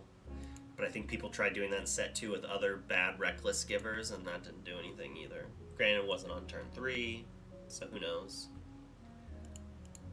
It has a lot of potential. I just think it's the type of card that needs the meta to kind of stabilize a little bit. It's more of a meta attacking card than a meta defining card. Although it could become meta defining once it attacked the meta if it did a good enough job. Now this card, I am only going to give it 4 stars. I want to give it 5. The card is so good, but it is. I'm not going to play it in every green deck. Like it does require. It's like Ariel. It requires a certain amount of songs to be played. I mean, Ariel's a solid 4.5 star. This is probably 4.5. It reminds me of Snapcaster Mage, which is one of my favorite Magic cards of all time. And just good. Like singing Bare Necessity, hitting 2 cards, drawing a bunch of cards, singing Friends, singing Storm to kill 2 things and draw 2 cards. Like, it has a nice ceiling. It's unfortunate it can't. Like, part of me is like, I wish it cost 4. And then the other part of me is like, no. Then it wouldn't see as much play, necessarily. I give it the 4 star because I don't play it in every deck. A 5 star to me is a card that, like, if you're playing that color, you are playing that card. And I'm just not, like, I could see there being Emerald decks that I don't play this in. This is a big reason why that'll shift me into certain versions of green cards. And I'm going to try to jam it in every deck at first, you know. But eventually, I'm not going to play it in some lists because they're just not going to have the songs. I actually think items are not as good right now.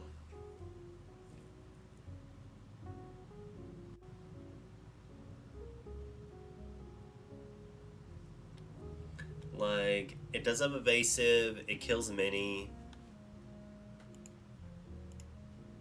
It's just, I mean, it's 3 stars. It has potential, but you're just not going to play it that much. Like, at least it's inkable and whatnot. It's hard to say. I don't know if I was playing Green Steel if I would play this or Benja, right? Benja quests for one more and destroys it immediately. Like, can you imagine playing this to try to kill a Fishbone Quill or something and they just untap and smash it? It's like, whoa, this did nothing. Like, you have to play it on turn 1 with Pluto to be able to then kill things curve enough. It's has a lot of things that look good, but I don't think it just doesn't get up there. Robin's Bow.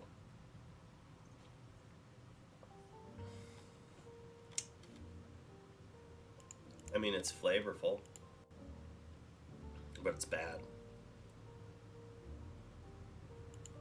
Like, oh, you have a Robin Hood, it deals 2 damage to a damaged character. Like this, if this did 2 damage to chosen damaged character or location, at least it can always hit locations, maybe? Or do you think that the location also has to be damaged? Like that, I don't know how that would be worded. I'm assuming it's any location or a damaged character, but it might have to also be a damaged location. But I think it should deal 2. It's like you're already damaging them. Let the extra damage happen. Let Robin Hood and his bow take down 4 defense locations. Like, it's uninkable. I feel like in their testing, they have some people who aren't very good at the game and play these weird decks, and this card like was a little bit better and just like crushed someone, and they just nerfed it into the ground.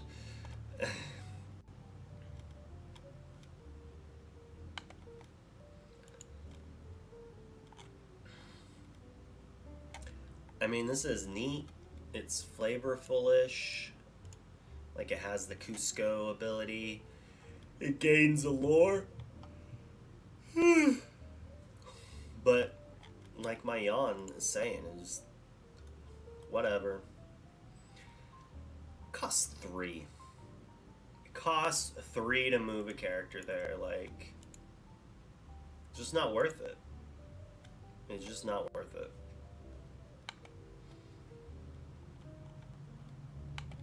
Cubby, Cubby, Cubby, Cubby. 1 star. It's like, I'm not playing this in Constructed. Maybe I'd play it in Limited, a 5/5 or 4. Like, this is definitely a limited card. A Friar Tuck. I remember as a kid really thinking he was a little too whiny in the movie, and I didn't actually like this character. And it kind of bleeds into now, like, he just doesn't do enough. The fact that, like, you have to discard a card sometime, like, what? Like, does it... Just say, opponents discard a card. Comes into play, opponent discards a card. Like, it's not that broken, right?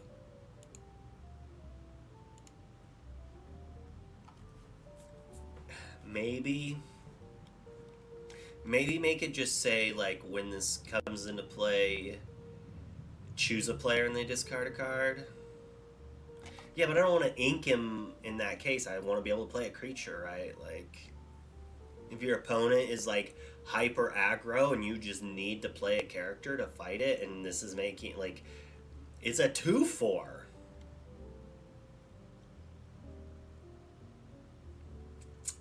Like, especially with the push of like 2 lore being on a lot more 1 and 2 drops, like having that type of drawback on a 4 drop seems a little outrageous. Like, what would I do to make it better? Make him a 4/4. You could, if you were to keep this ability the way it was, make him a 4/4. can cost 3. Might be 2. Might actually be good if he costs 3. I just don't see this actually seeing play in anything.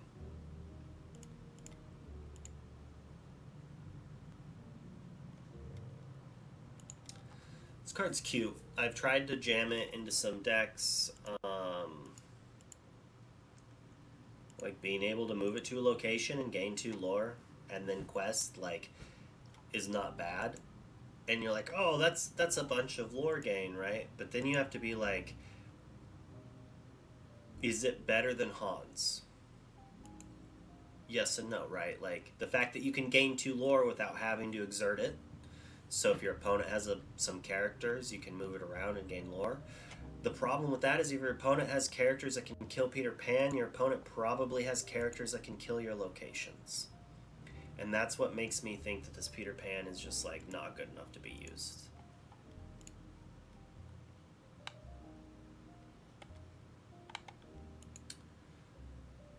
The hyena, is this the only hyena in the set? Like, Rafiki's got a weird ability. When this character's out of location, who cares if it's not getting extra lore or drawing cards? Well, I mean, she's drawing cards. A 4 cost that when it challenges, you may draw a card. Seems similar to Jafar, but you don't have to kill the character to draw a card, which is better. But this doesn't have shift, and Jafar does. And I know from playing Jafar, the same with, like, the Shere Khan, they just won't attack, right? It's like, this is an okay card that has the potential to do things, but is just in general, like, bulk. And it's not really going to do much. I mean, she's got a big butt, a 3/6 for 4 that draws a card a turn. Like, that's not bad, but it requires your opponents to let that happen, and that's not good.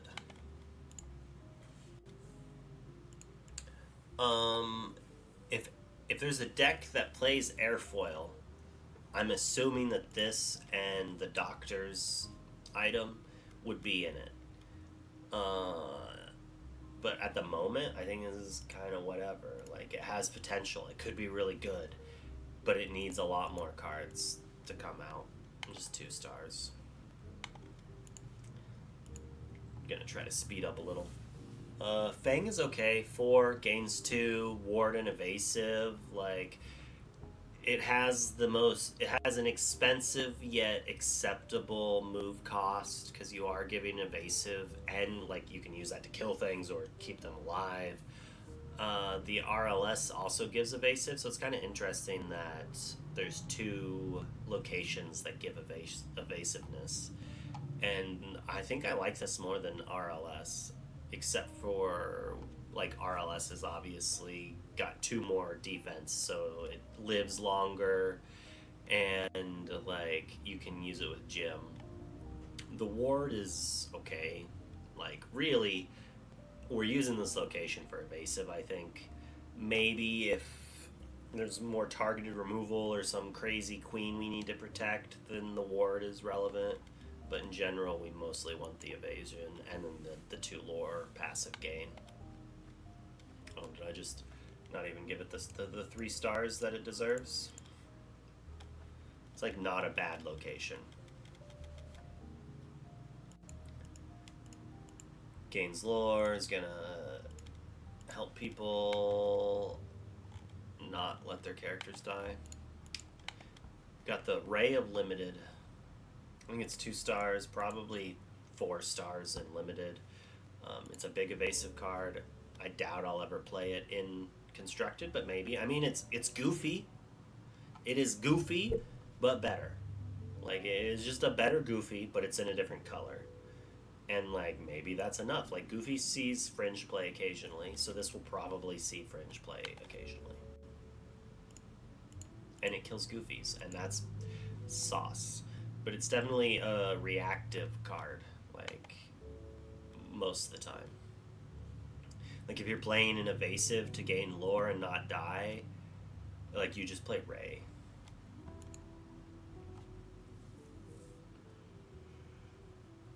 This card is very good, man. Very good limited, pretty not great and constructed. Has shift and it sings. And sometimes like you get a shift quest, kill something, and that could be good.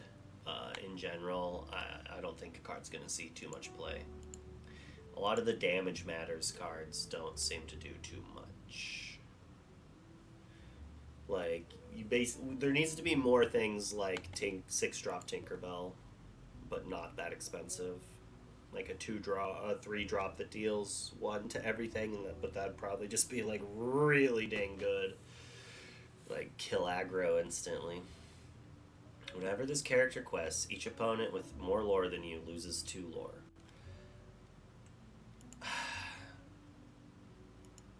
I mean, it's like the bare minimum. We can't go less than 2 stars. Because there's much worse. But it's not inkable. It's only a 2/4. But its ability is, like, relevant. I'm not going to play it in Constructed. Highly unlikely I play in Constructed. But maybe. Highly unlikely. Are you cracking it later on stream, Bobby?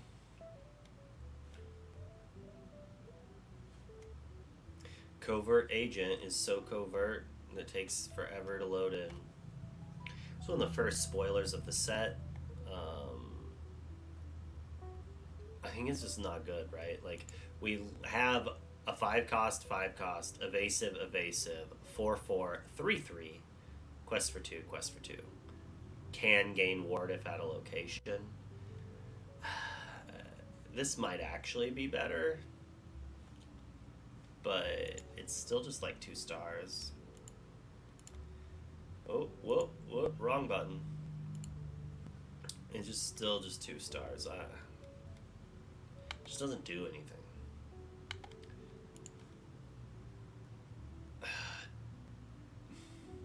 I mean, 2 stars.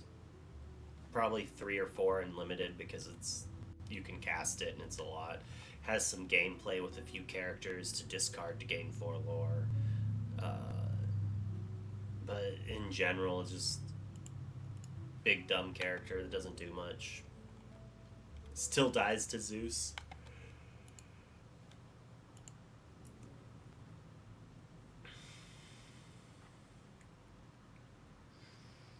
That's not bad, the whole deck.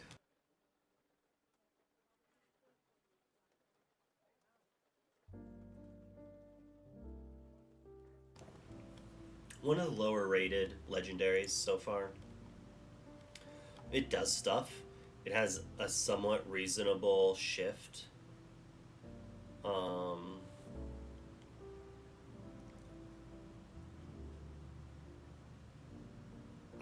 I actually don't like Jim Hawkins very much. Well, I'll wait for red. I think Jim Hawkins is overrated.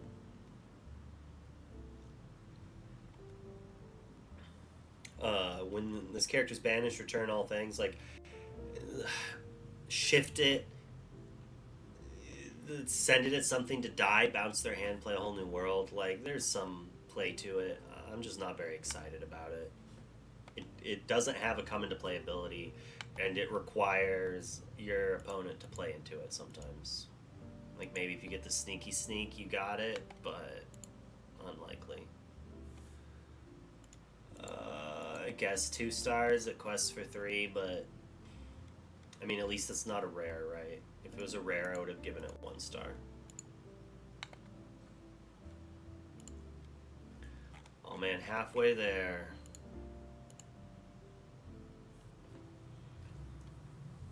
Ooh, my throat. Woke up with not a very nice itch in my throat. And we get to move to this. 1 star. Do not like. Maybe in some Magic Christmas Land like the other one it could be play, but not a fan of it. Jolly Rancher. Big fan. I think this card's actually very good. But the pirates, it basically has to be played with pirates. But there's a lot of okay pirates. I think it's going to be good. It's going to see a lot of play. I think the pirate deck is very, very good.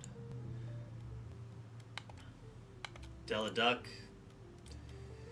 2 uninkable, 3/3 reckless. I think it's like 2 stars, not great. It has some potential, but it's unlikely I'm ever really going to play it in a deck. I saw Ducky try to use this. He said it was doing some work.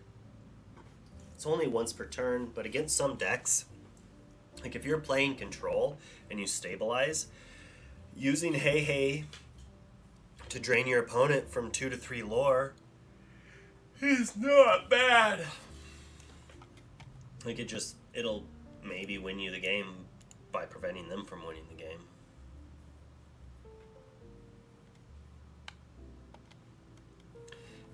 Yeah, I mean Milo quests for 3 on turn 4, but so is Rockstar.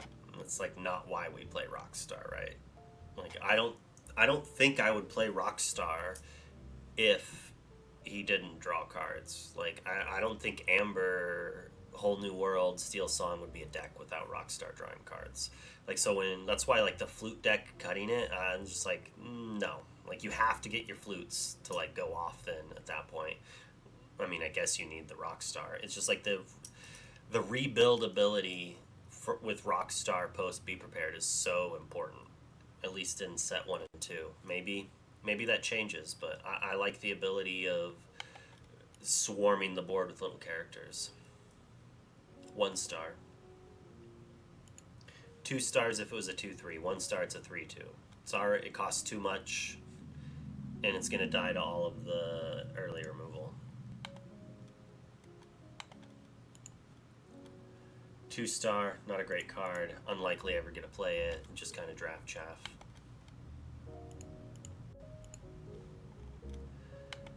Nutsy, it is a combo with another card. Another card makes it quest for 2, but like this does, it's 1 star, it does nothing. Maybe if we get a Floodborn of it, it will become a 2 star. I'm only going to give it 3, and that's mostly based on my playing with Pinocchio a lot of last season, where while it's powerful, I really like the 1-drop double lures more than the 2 drops. Especially when you get a overwhelming, like go 1-drop and then turn 2, 1-drop, 1-drop, is so much better than playing this on turn 2. Like, this dies to 1 removal. Playing 2 1-drops that quest for 2, like, requires an extra piece of the puzzle, right? That said, having a couple of these to burst those 3 is good. I mean, I'm going to play it. It's just an aggro character. Like, I think we're going to get more of them, and that's just going to make it, like, the power level a little worse. 2 stars. It's aggressive. I doubt I'll play it, but it has some synergies with, like, Perdita. Not too excited about it. Here's the trigger that makes your Nutsy better. I mean, it makes it quest for 2, but even then that's not that good. And this in general is not that great of a card. But it's a 3/1. Like, if it didn't give the other dude a lore, it'd only be 1 star. In general, I'm still not gonna play it. Like, ever. I think this card is actually 2 stars. It's not gonna see a lot of play, but I have put it as a 2 of in, like, the red-green aggro deck I played on stream yesterday. And with you already have the Zazu, so you have the locations, and like it can just say untap your Simba, gain 2 lore, and like that's decent. Like it's kind of like LeFou. It's not really anything to write home about, but it is a song.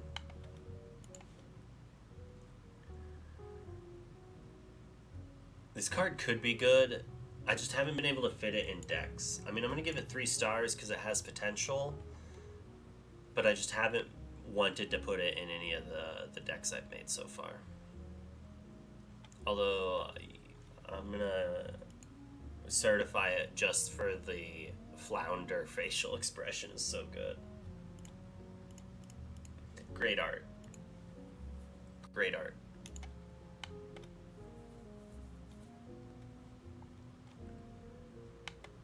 What do we got here? Kakamora.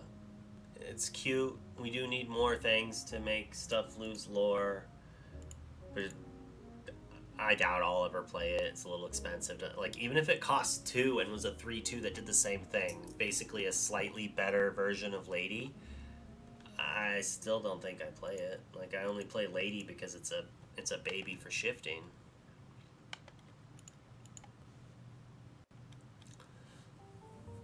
I think this card is not good.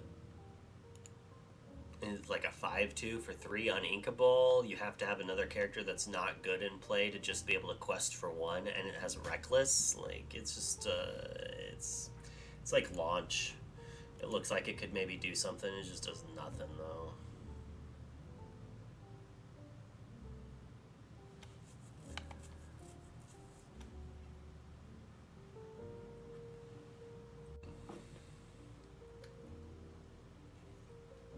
I mean, that's fair. I did not think of the fact that it doesn't say if you have a character named Hey Hey, it gets +1. So if you are a Hey Hey theme deck,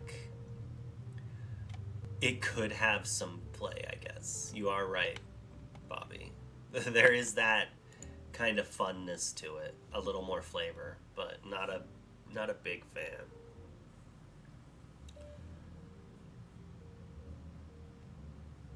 Yeah. This Peter Pan, I don't. I like rush characters. I like rush characters that actually have power. Like what? There's not a Tinkerbell that comes into play before this. It's just a mechanic thing that I do not like. And Magic does it, and every time they do it in Magic, the cards don't see play, because why am I going to pay 3 mana for a card that makes my morphs cost 1 less? You know, like, make it cost 1 and I might play it, right? You make it cost 1 or 2, it does, or you make it cost 2 or 3, it doesn't do anything. Because at 2, I'm not saving a turn, I'm saving 1 ink the next turn I play it, right? So, like, in this case, if all the Tinkerbells cost 3 or 4, this having rush does not matter really. Like, yeah, I can kill a Lilo, but it's not doing anything. It's anti-synergistic in a way, and it makes me angry. Like the character Webby, the art's kind of cool. The card's just whatever. It's a shelf. It's gonna see no play. It's a wardrobe. No play in constructed. Maybe some play in limited. Like in limited, a 3/4 butt for 3 is like not bad. It kills things. Like I'd play it there. This card is not good. I've got to go use the bathroom. I'm gonna let you look at how bad this card is while I go use the bathroom.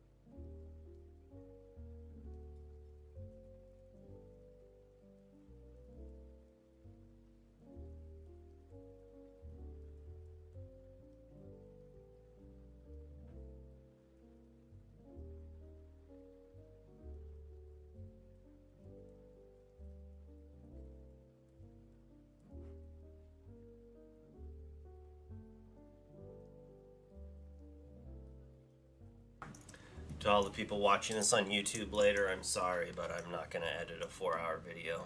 I'm a lazy person. Lazy, lazy. Maui's Fishhook. I don't know when rank starts. Hopefully soon. This card's absurd and limited. It's just like absurd.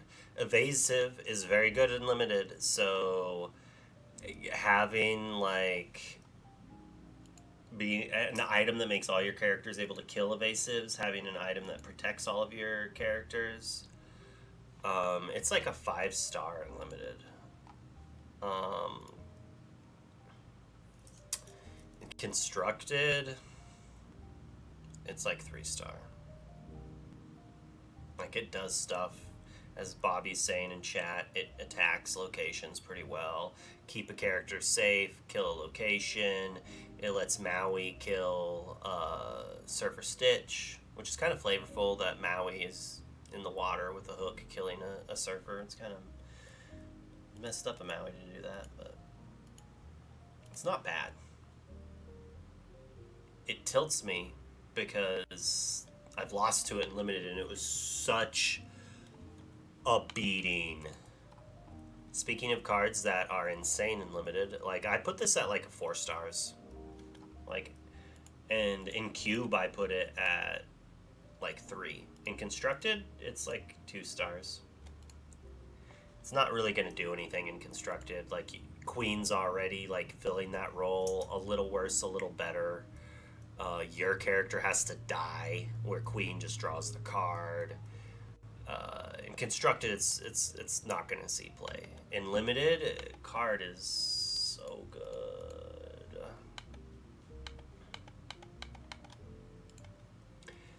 This card though is very good in limited and constructed. It is the location it's the Minnie Mouse of locations. Like it's going to gain you lore, it's going to be a little hard to kill. It's not that expensive to move to, which in constructed, moving to locations is pretty irrelevant unless the location has an ability or it's a Zazu. But it's just like got good curve and a hefty amount of lore gain. The problem is that it does die fairly easily. Like they can just like set 2 red purple can just attack it with a 1/2 and then play Fox, right? And you gain no lore. So if like that style of Fox deck is very highly played, I think Agrabah will see less play than the amount it's seen in the current like lab. But in the pirate location deck, it's very good. I mean, this is 2 stars. Seems very good and limited because it kills all the other evasives, and it can even kill some non-evasives and then not die. Like, I like this card in limited. Constructed, I'm never playing it. Like, highly like if it quested for 2, I'd be like, okay, it's good. It kills Rays, it kills Pongos, it kills Surfer Minis, you know. But I think in red especially, I think I'd rather just play Fidget if I'm trying to kill Surfer Mini. Maybe if like it turns into some Pongo meta, maybe. I think this card's a little slept on. I don't know if I'm going to give it 4 stars. Yeah,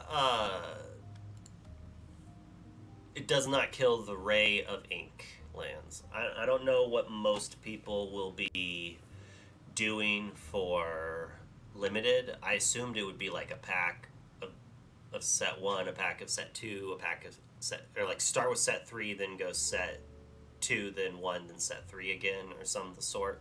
But if it's just all 3 of the same set, it becomes much worse when, yeah, as Bobby said, the Ray is a 4/4. It does not kill that. And in that regard, it's kind of weak. I don't know if I would put this at 5 star or 4 star. While yes, it does require your opponent to play into, but at the same time it doesn't. Like, it's very good with teeth. I mean, we'll give it 4 because it's definitely a 3.5. So I'll round it up to 4. It's underplayed in the red purple list, but it's also like I don't know if I would play it as a 4 of, right? Because in the control versus control, it's not that good. Like, it's much better later. Maybe it is still good there. I haven't used it too much. I've had it played against me. I just kind of played around it. So you can still play around it, but it still does work, right? Like, it's a good card. It's just hard for me to be like, it's insane. It's a four ink 2/2. Well, this card at least, maybe this is what that Moana wants to be, right? It trades with the Moana, but it also kills the Ray of the set. So red getting two common, uncommon, evasives that kill, that's pretty good. Although in limited, you get to play whatever inks you want. Not great, but it's not going to see playing constructed unless some crazy things happen. This has potential.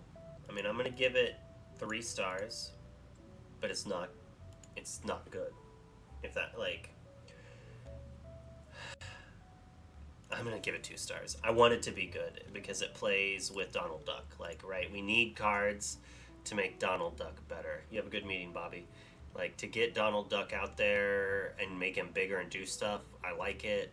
We can use this to, like, take down a bunch of locations, but it's not a song and it's not inkable, so it's just, like, unlikely to really ever see play. RLS Legacy. This is the one that a bunch of people are playing, just like Fang. It gives evasive. Costs 3 to move, which is a lot. But it combos with Jim Hawkins because you move him there for free, and then it only costs 1 to move your other characters there. And so that regard, it's like not bad, right? And it's got an 8 but it's uninkable.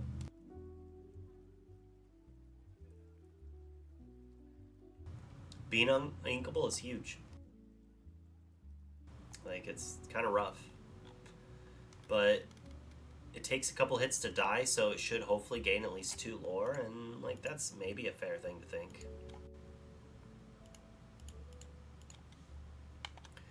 Billy Bones, bad. I saw some people playing it in some Pirates lists. It's like, no, you're not that hurt for Pirates. You don't. The Pirate synergies aren't that good that you need to play that. I like this card a lot. Like, a lot. I think it's like 4-star powerful. You get a machine gun the aggro deck down, right? It's just like it's just so good against them. And when you have Jolly Roger in your pirate deck to give it rush, like, it's a Scar for 2 less ink that, you know, it's good. And then if you're not giving it rush, you can attack, untap, and then sing a whole new world. Like, it's got some synergies. I'm a fan of it. It sees play in the pirate deck, and I think it will continue to see play in the pirate deck.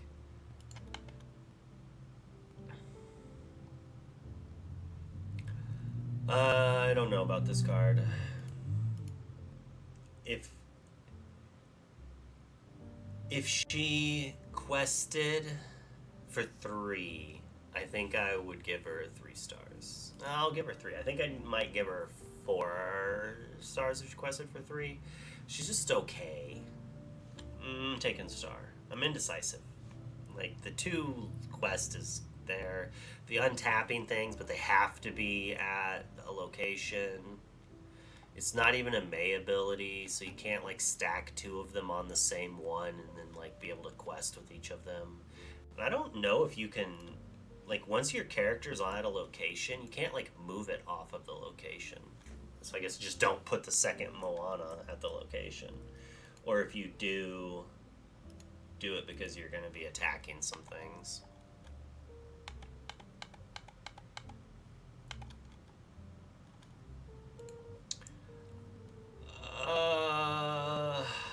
I'm not huge on this card.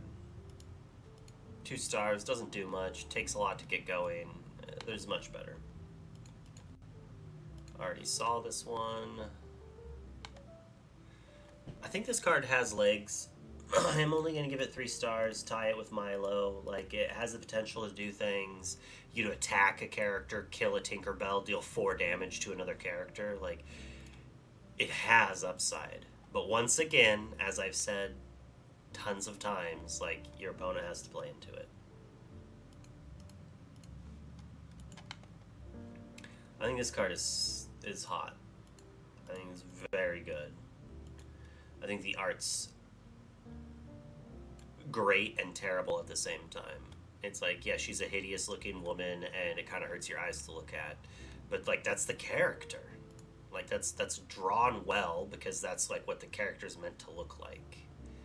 So I think Jackie covered that aspect of the art very well. And the card itself is just super powerful. Kills Sad Beast, kills Ursula, kills most small characters, kills Robin Hood. It does a lot. You're going to see a lot of her played. She's going to be played in the Mufasa deck, the red-purple lists. There's going to be a lot of Madame Medusas. Acquiring her for $1 or so seems like a good deal.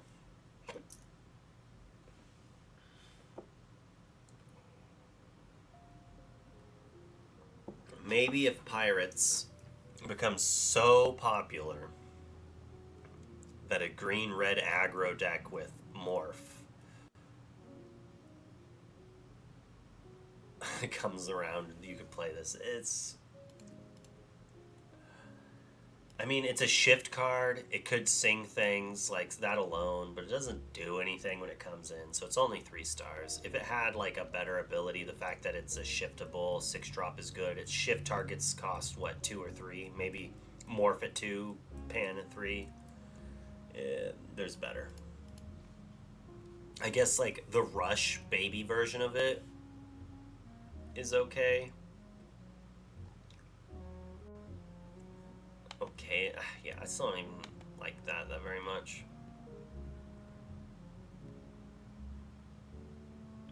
So Zepho was playing this, and he said it was bad, but he said it killed a lot of locations. And I mean, that's not bad. Having to pay to untap it each turn, though, and it costs 7, so like this is basically going to be in some Sapphire Ruby ramp deck with Fishbones and such, or the new Mama Odie song deck. This is good at killing locations, and that's probably about it.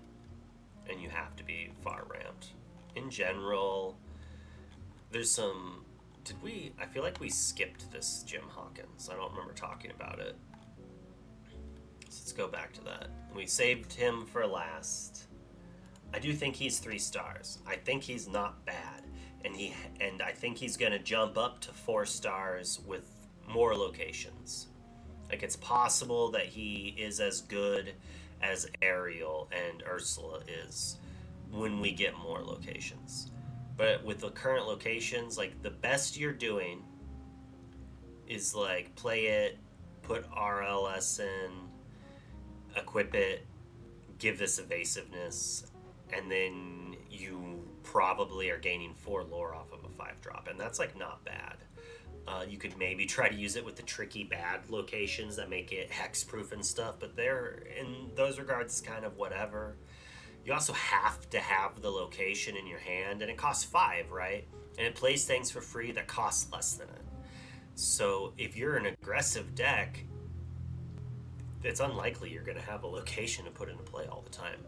Like, you're not drawing cards, so most decks that are tapping out every turn and not drawing cards are going to run out of cards in hand around 5 ink. So at that time, like, it's unlikely you're going to have the card. Unless you're literal curving only and you're not, like, double carding. And that's, like, my issues with it. It's just kind of slow, and it doesn't do enough. But it has potential.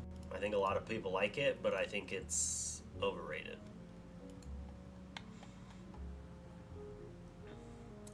I mean, I like the hook. I like Prince Eric.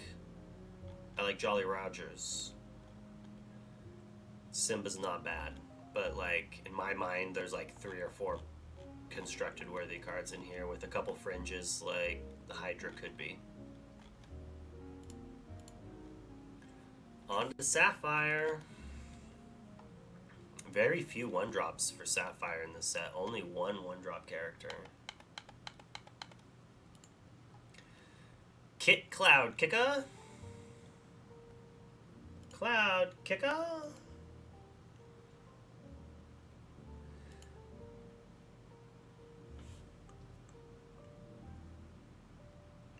Yeah, for sure, Zaw.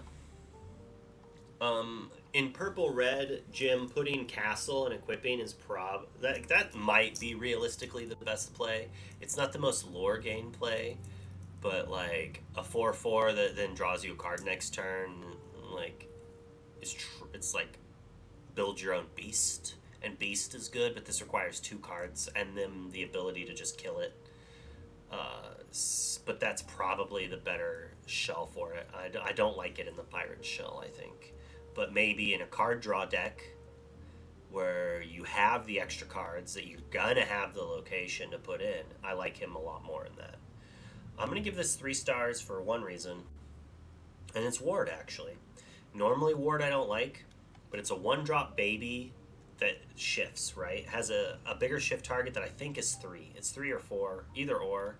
Like, people are killing these things on the spot. Like, you play a Robin Hood, you play a Stitch, like your opponent is like, I need to answer that, or they're going to shift and then like go to town, right?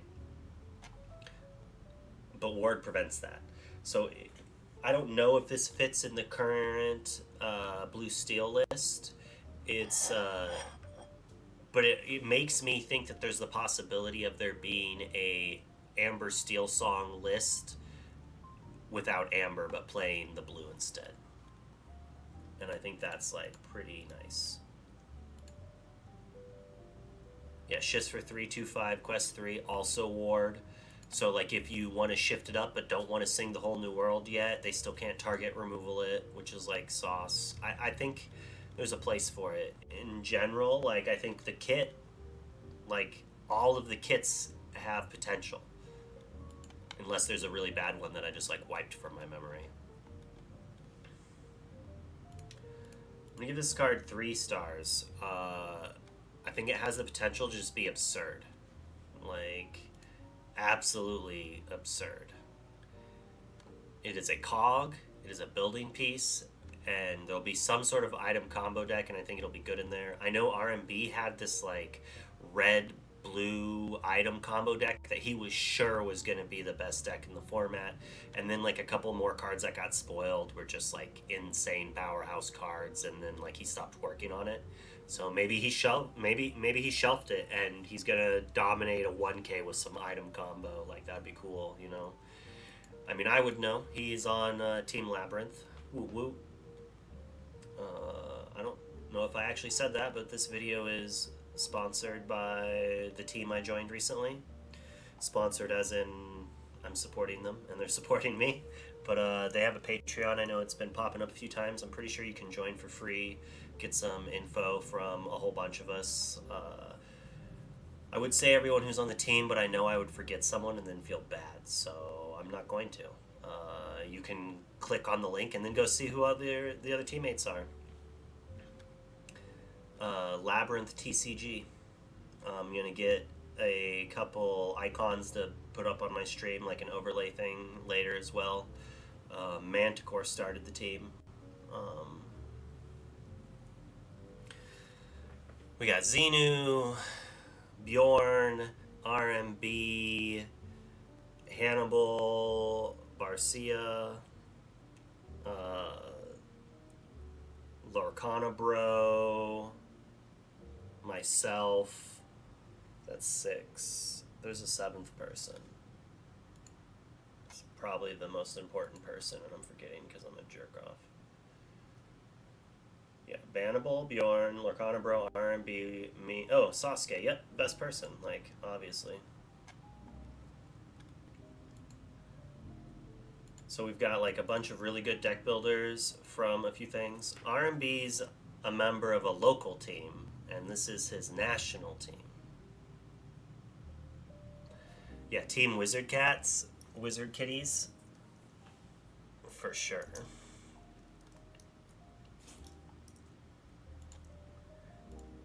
But yeah, I think this Bell's House has potential for some kind of combo deck that then plays like Lucky Key and Tamatoa in one turn and wins the game somehow, or something like crazy like that.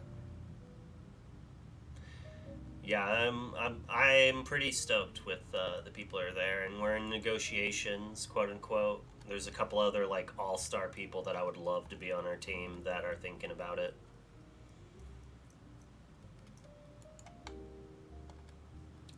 But I'm stoked about Bell's House. I think it has some funness to it. Oh man, there's only two one drops. This was just the enchanted version. Two blue one drops. That's crazy. I mean, this is okay. Like, I could see myself playing it. I mean, I'll almost always play Aurora over it because you want your opponents to think that you have the shift, right? So my opponents aren't gonna be afraid that I have the 8-drop shift genie, right? But my opponent might be afraid that I have the 5-drop shift for 3 Aurora to like come out and hexproof or ward some stuff. But if I could maybe see, it's rough. It's probably actually only a 1 star. In any other color, this is probably 2 stars. But blue has Noi, which I think is better. It has the Ward one, which I think is better. It has Aurora, which is better. It's identical, but still somehow better. I like this card. This is boom stamped instantly, instantly certified awesomeness. Like flavor wise, great. Um, I drafted a cube deck that had two of each one of these cards in it, like the full set of brothers, and I never got it to go off. But I think that was mostly due to it being cube, where the power level was like way higher. I think maybe in limited you could get a cute deck where you got these, and like a two ink 2/2 support is fair in regular limited. I feel. I mean, maybe I'm wrong there, but I would play this there. And then the other two are okay. I think one of them's kind of weak, and one of them is just like this, where it's just like it's a fair cost. I like the art on this because it reminds me of like the comics that show Scrooge jumping into the coins and dying because like how are you gonna swim in metal? Like come on, bro. But it's a cool thing. Um, this card's good. Like it's deceptively good. It it's a Pluto. This is Pluto. This is like the Lantern Pluto. I know we already have a Lantern, but so this is like a mix of Pluto and Lantern, but it's inkable. Oh man, have fun opening product. Can't wait to see some of your opens. I'm sure you'll get some hot enchanteds. Good luck. But like playing four of these and four of the 2-drop guy that make your items cost less, like if there is a combo deck with it, this is probably part of it. That said, it's not good with anything else. Like it's just like Lantern isn't going to be good in a deck that's half spells. It just happens to be that most decks are 2/3 characters, so Lantern and Pluto are hot sauce. But in a combo deck with Maurice and Workshop, like this could be good.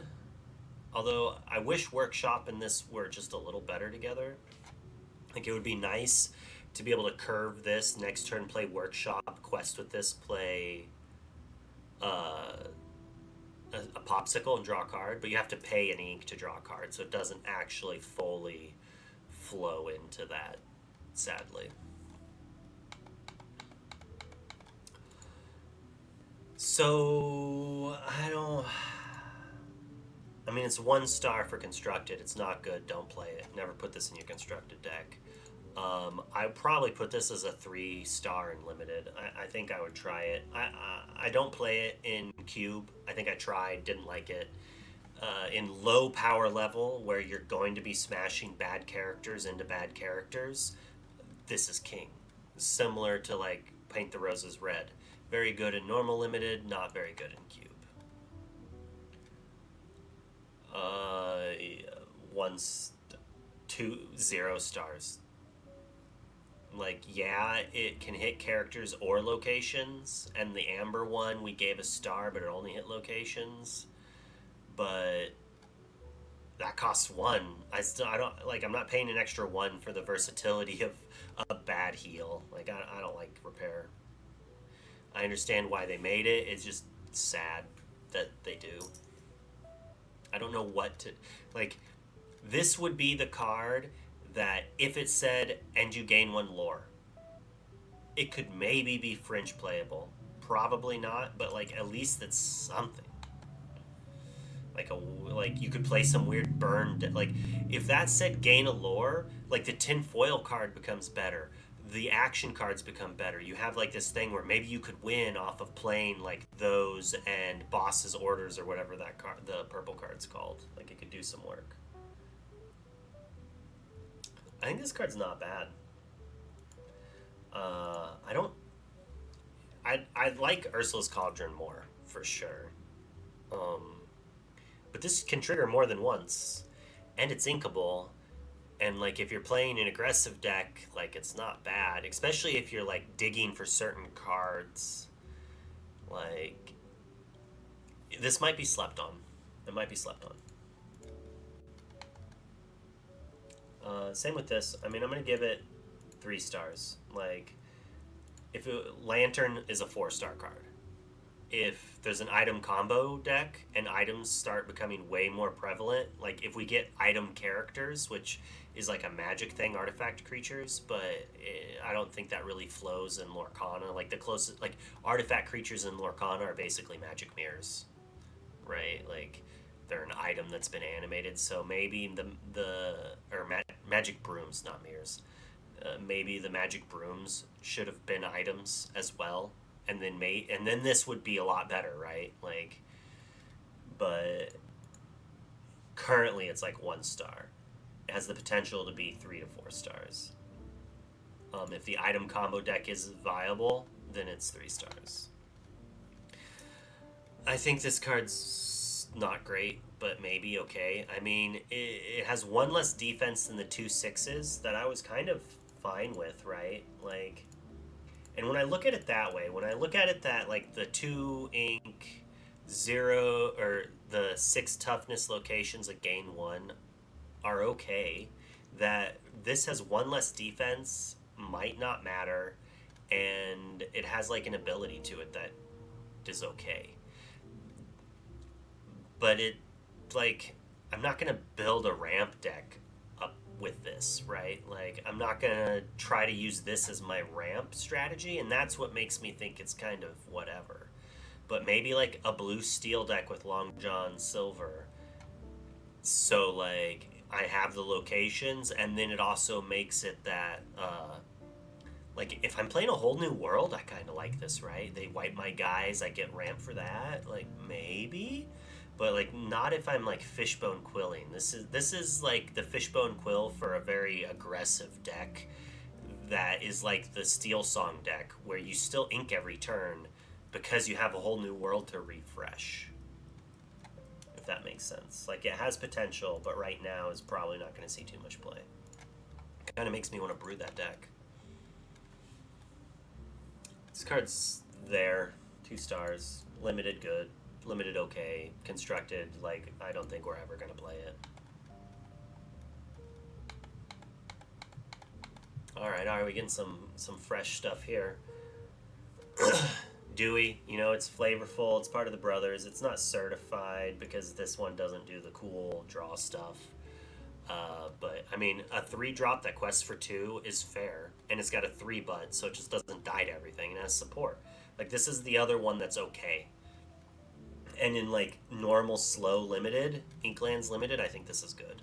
Like to try to like go for that archetype could be okay. They're continuing their theme of making like very iconic Magic cards and fixing them just like Magic does, like where they make a bad version of a good card. Putting it on top of your deck is kind of a big drawback. And like, what are you getting? We don't have items that kill things yet, really. I don't think. Oh, we do. Okay, I guess like if uh, sword. If there's enough villains that sword sees play, like those are really good with this. Enough that like Prince Poison Apple sees play. This is pretty good, right? But it just you draw it again, right? Like so you're just returning an item that your opponent destroyed. Like this card has potential, like so much potential. I'll give it 3 stars. Like it's a if this said put a character card on top of your deck at 3, like yeah, it's quote unquote filtering, but still really good, right? Like could you imagine putting like a surfer on top of your deck and Amber Sapphire, so you're doing that like almost every turn if they kill it? Like that could be good. Like if your deck is all about winning with so say you win with Lucky Dime, but somehow you're milling your deck, right? So like this is the type of card that you mill 20 cards from your deck, and then you use this, put Lucky Dime on the top, and you win the game the next turn, right? Like this is the potential combo card. We're just missing like the 2 other combo pieces it needs to be that, but it has some stuff. This card, if I had rated this yesterday instead of today, I would have given this thing like 1 star, maybe 2, and been like, whatever. But I think this card is sauce. Maybe the deck Bobby played was just like too good and too cool. I mean, I even beat him, I think, with the real decks more, but he crushed some of the other ones. It was just like the turn 2 Sebastian or Minnie Mouse, turn 3 play this, and then sing uh, How Far I'll Go, or is it, yeah, How Far I'll Go is so good. It's a turn 3, he's ramping 2 ink and drawing a card. Like that is amazing value. And then some of the other game, he also plays the 2 ink rampant growth style thing. You just put the top card into your inkwell. It becomes a lot better when it's the top 2 cards, and it means you don't have to have the Sebastian. You just have any 2-drop character can sing that. And if your song's drawn more cards, and then so your Let It Go turns on, playing this on 3 and getting the ink right away puts you onto like a 5 or 6 drop on turn 4, which is what Fishbone does. But if this gets killed, you still get it. Whereas if Fishbone gets killed, they're stuck max 5, right? And I've won some games by binging the Fishbone to prevent them from doing that. Like, I think this card has sauce and it's underplayed and will be annoying and very powerful. Maybe a little too many stars, but it was just it blew my mind how synergistic and how good it was. And like that's the type of card that I like to see and that I'm gonna value as like a powerful card because of like synergy is so good. And it's not so bad that the synergy makes you not want to play it. Like it's not like, oh, I'm playing it because it combos with this, but it does nothing else. It's still just a 1/3 that triggers on a bunch of stuff. It's like it's what the blue one from the Bucky cycle should have been. Like had the blue one in the Bucky cycle cost 2 ink, I would have played it, right? Because then you can curve it and then like get a ramp on turn 4 or 3 like Bucky. This card's mid. I'm not very happy about it. It's okay in limited. It's a bad dog. Windy Darling. It's a little too expensive, but it might have too many stuff. It might have too many words to be a 2-drop. I think it's okay. It's a solid 2-star. Might see some play, honestly. I like it a lot more than the Jetsam or whatever, the 2/2 Quest for 2 ward. Like, this kills things, it supports. I don't think it should be a super rare. I think Heart of Tafiti is also about a 2 to 3-star card. It has potential. In Cube, it was absurd. I didn't think it would be great, but then Ducky played it, and yeah, getting to your 7 drops like super early. It says 2 ink, put the top card of your deck into your ink pile, but really it says 2 ink, draw a card. Because instead of having to then ink on your turn, you can just maintain like inking from the top of your deck. You don't have to ink from your hand if you have cards you want to play. Like in that regard, like it allows you to stop inking from your hand earlier and then maintain high value of cards. And that's just like a powerful effect. I don't think it has a shell right now, but it's definitely worth like looking into.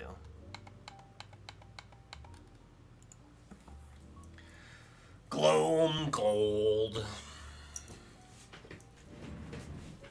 Ooh, doing squats and working out. Look at how that booty shakes. This card is okay. Limited good. 2 stars, constructed, never gonna play it. But there's worse, right? So like my 2-star selection, like if it's 2 stars, it's like not a bad card, but it's unlikely to see play in your deck without some sort of synergistic part to it. And that's why like the Stitch, the Kita, they're 2-star. You're not gonna play it on its own. But if there's a shift synergy or something like that, like if evasives become hugely played, I could see playing this to be able to kill some. And that's why it's 2 stars instead of just 1. Whereas in the raw power level makes me want it to be 1 star, but it does have potential. I like this card. I quite like this card. She's probably not going to see very much play, but I like her. Like,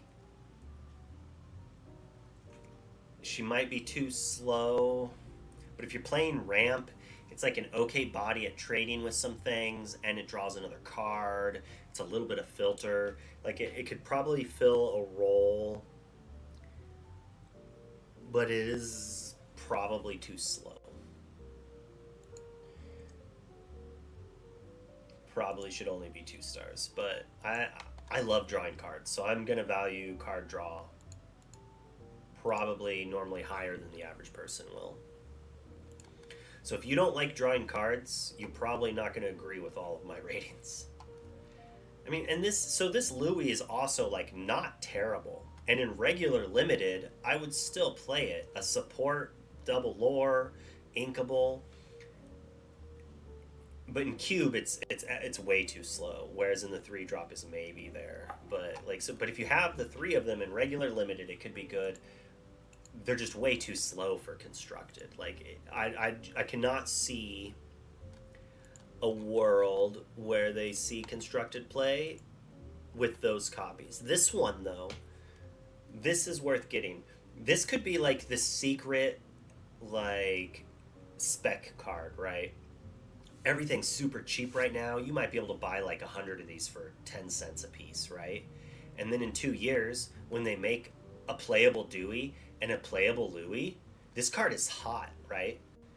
Imagine if this said, whenever this character quests, if you have a character named Madame Mim in play and a character named Merlin in play, you may draw 3 cards. Could you imagine that? Because you're playing the Madame Mims. Like, you're playing the Merlins. Like, they're good in your deck. You've got multiple copies. Like, then this becomes absurd. But just right now, when you're doing it off of Louis, the 4-drop, like, it's not good. Like, this is not great. But that 2-drop, one day I'm going to draw a lot of cards with him, and I'm going to be happy. I don't like indexes, which, if you are unaware, is a magic card that costs 1 blue, and it says look at the top 5 cards of your library and you may put them back in any order.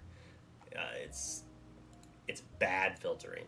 Like, so you have card draw, which just says draw card, right? Card advantage, meaning that you are spending a card and you are gaining a card plus something. Cantrip is like similar. It replaces itself, right? this is not even good filtering. Like filtering is one for one, or filtering's like that card earlier where you draw two, discard a card, and you lose a card from your hand. You're not gaining advantage. You're literally doing nothing but drawing cards and discarding cards. So the only advantage you gain from that is copying it with an Ursula, using the airfoil to draw an extra card, right? You have to make it become card advantage, otherwise it's filtering. This is less than that because it doesn't even replace itself. Instead of replacing itself, it's giving you a 2/5 body, and it's just like, would I rather have a 4 ink 2/5 quest for one that rearranges the top three cards, or would I rather have a 4 cost 3/3 quest for one that looks at the top two cards and I put one in my hand? Like, I feel like it's a no brainer. I mean, maybe, but like we're gonna get something like that balloon. Like, we have to. And Chernobyl or Chernobog, I didn't even do it that time to be funny. I just accidentally did it because I'm a silly goose, as my son would say. Uh, like we have some interactions with graveyards, right? We have one anti discard. We have one anti discard card, like the shuffle three cards in, and then one self anti mill card kind of, and then a couple things that like they shuffle themselves in, and the broom that shuffles in the brooms, right? A little bit, but until we get more interactions, like I'm assuming there'll be something like Arc like Phoenix or Icarid. Icarid would be kind of neat. Like we've got the Gravedigger loops. Like that's some peak Lorcana play. Looping Hades. Like that is something I miss doing. Super fun, super irritating for your opponents though. This card? This card? What can I say about this card? But I like it. A huge fan. Certified. I mean, it does it all. It draws me cards and ramps. Like, if you play Magic, it's similar to Urban Evolution, which is just a little slow, but that costs 5. This costs 4. Yeah, it's not inkable. That can be an issue. It's going to hit your ink count. But being able to, like, filter and ramp in one, like this is card advantage. It replaces itself and some. Like, I like it. Big fan. Big fan. If you don't like drawing cards, it's probably only 2 stars for you. This had a lot of hype when it first came out. I do like the fact that unlike a location, they can't really attack it. So like there's the potential that if steel becomes the red purple of the format and everyone's just playing green steel or amber steel, this could be big game, right? If steel wasn't also the color that had all the item removal. But I think I think item removal is being pushed out of most of the main decks because there's so many good cards, right? When you're sitting there like, I've got 4 different shift packages that each have reasonable shift costs, that each of them do something different for different matchups, it's hard to build your deck. And you're like, well, I want this, I want this, I want this. What am I cutting? Oh, well, I mean, Benja. Like, I haven't been playing, like, I'm not playing against lanterns and fishbone quills constantly. I don't care about that as much. We're playing lab. People aren't playing those cards, right? Maybe after a week or a few days, a week or a day or two, like the difference between real life and 2 weeks or 1 day of Pixelborn, like people will realize that fishbone quills and other items are dangerous and need to be destroyed. Maybe if Bobby's right and Maui's hook is like insane, then like, yeah, your benches might need to come back. Or if this vault door starts doing things. But in general, it's kind of weak. It costs too much. I think it should cost 3. My boy Huey, you're so savvy. Oh yeah, we were down here. How far? Vault door. McDuck Manor is another card that I probably would have just given a 2-star rating if I didn't watch Zepha play it a little bit last night. It's similar to Agrabah, where it's just like double lore. I guess, yeah, it's similar to Agrabah and the double lore, but then similar to like the RLS and whatnot, where double lore 4-drop with a big butt. I guess that's a better comparison. Like 4-2 big butt. And those have been doing decent. Yeah, as Boomy's saying in chat, I think there was a time he had 3 of these and he was bad manners in his opponent moving him between the 3. Can't wait for my opponents to do that. But I think this location's going to be good. I think the mid-range locations are the locations that are scary, and the 1-drop locations are not going to be nearly as bad as people think. This card's probably bad, but it has potential, and I like potential. I like interactions. I like cards that do things that every card doesn't do. And untapping an item when you quest is not bad. I just, like, what are you going to untap is the problem. Like, shield to untap it. Like, that doesn't do much. Like, it protects itself. Like, if there was an item that happened to say something like 5 activate this, or like, how about just activate this, take another turn, costs 6 to play, comes into play exerted, and you have to pay like 7 or 8 ink to unexert it, then yes, this card would be good, right? But it requires that kind of crazy thing for it to do something. Or if there was, say, item characters, so you could like do that and then quest twice with the item character. Like, if brooms were items, it would be cooler. I do think that's kind of a flavor fail. Like, but maybe they just did it because that's like too much of copying Magic. I don't know. Man, the art on this card's banging. Jenna Gray, you did a good job. You captured a character that probably turned a lot of millennial children into furries in a very nice way without any of the traditional terrible furry aspects. Rather than that, I think this card is not good. Like, it's 2-star. I'm never playing this in Constructed. In Limited, I like it. Like, if you're bashing dumb guys into dumb guys, a combat trick, quote unquote, that is attached to a 4/4 that quests for 2, I like. Cool art, great in Limited, well, above average in Limited, terrible in Constructed. I like the Mother Tala ability. I just don't want to see it. I don't want to see ramp on 5-drops. If this said, when this character is banished, you may put it and the top card of your Inkwell into, or the top card of your Inkwell into your deck, the top card of your deck into your Inkwell, as well as what it did, I would like it. But just as a 5-drop 4/5, like, what am I ramping into 8-drops starting on turn 5? How is it dying? Like, it's... My opponent's not going to be like, oh, I don't want to kill the Rufus because they're going to ramp one when they're already at 5. It's...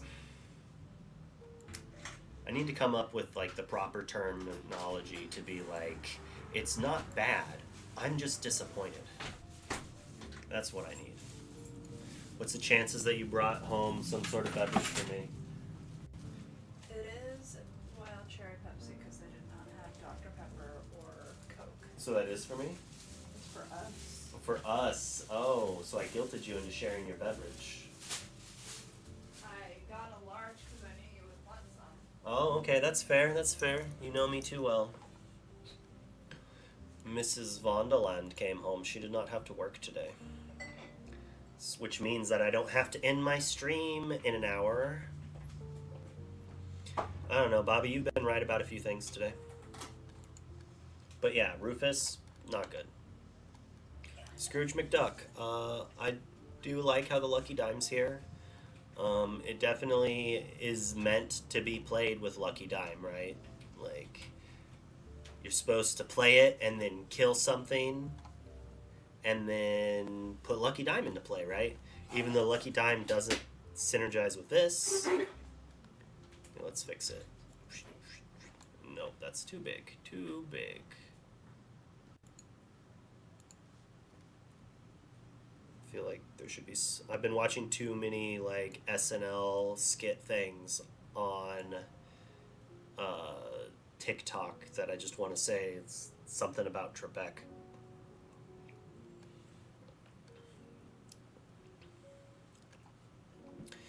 But I mean, and it doesn't even. It only has evasive on your turn. Like, I would play it if it had 3 lore.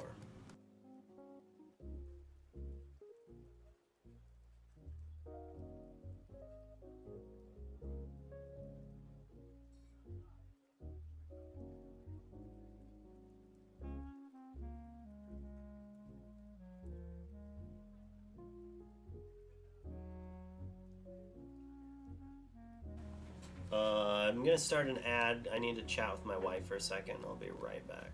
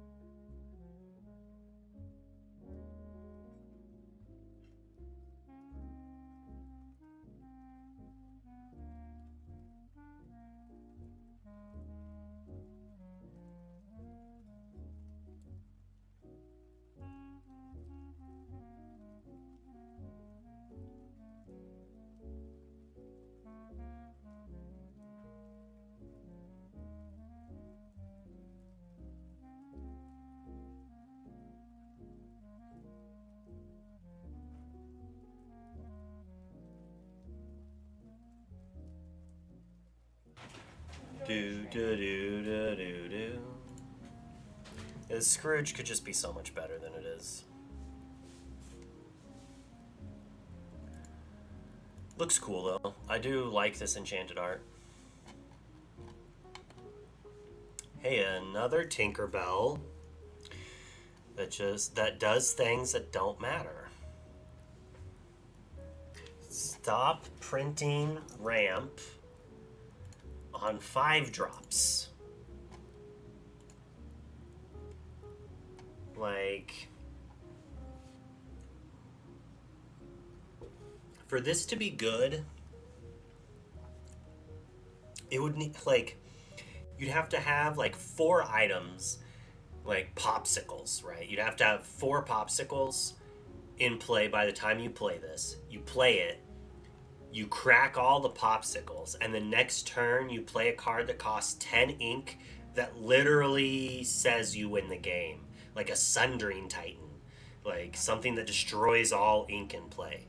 But like, until you get something like that, there's no reason. Like, what am I gonna do? Play a 10-drop Goofy? Ooh, no! Like, I'll answer that 10-drop with a 3-drop, like, removal spell. Like, World's Greatest Criminal Mind. Like, in Limited, it's got a body, its abilities probably not great. But in Limited, this is okay-ish, I guess. No, it's items even. Yeah, it doesn't even do anything in Limited. Like, it's just a body. I never really want to play it. I'm not a fan.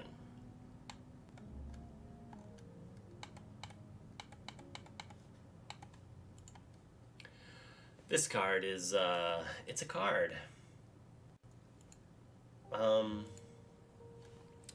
Maybe with Tala, it's okay. So, like, you, turn 2 Grammatala, and then turn 3 Fishbone Quill, and then turn 4 you ink, you shift on Grammatala, you use Fishbone Quill, you gain a lore, you sing this with Grammatala, and you gain 3 more lore. And now you have, like, all of the ink. And then if you untap and play a whole new world, like, you're probably in a good spot. But you already have Fishbone Quill in that scenario. Like, I think it's just going too all in. maybe in a maybe there's a way to play this in a mill. Like if they made a it's another card that if they printed a thing that was like 7 or 8 ink that said like a Chernabog that milled your opponent for 10 cards. If there was something like that, this card would be very good. Well, I mean, it would be, people would use it.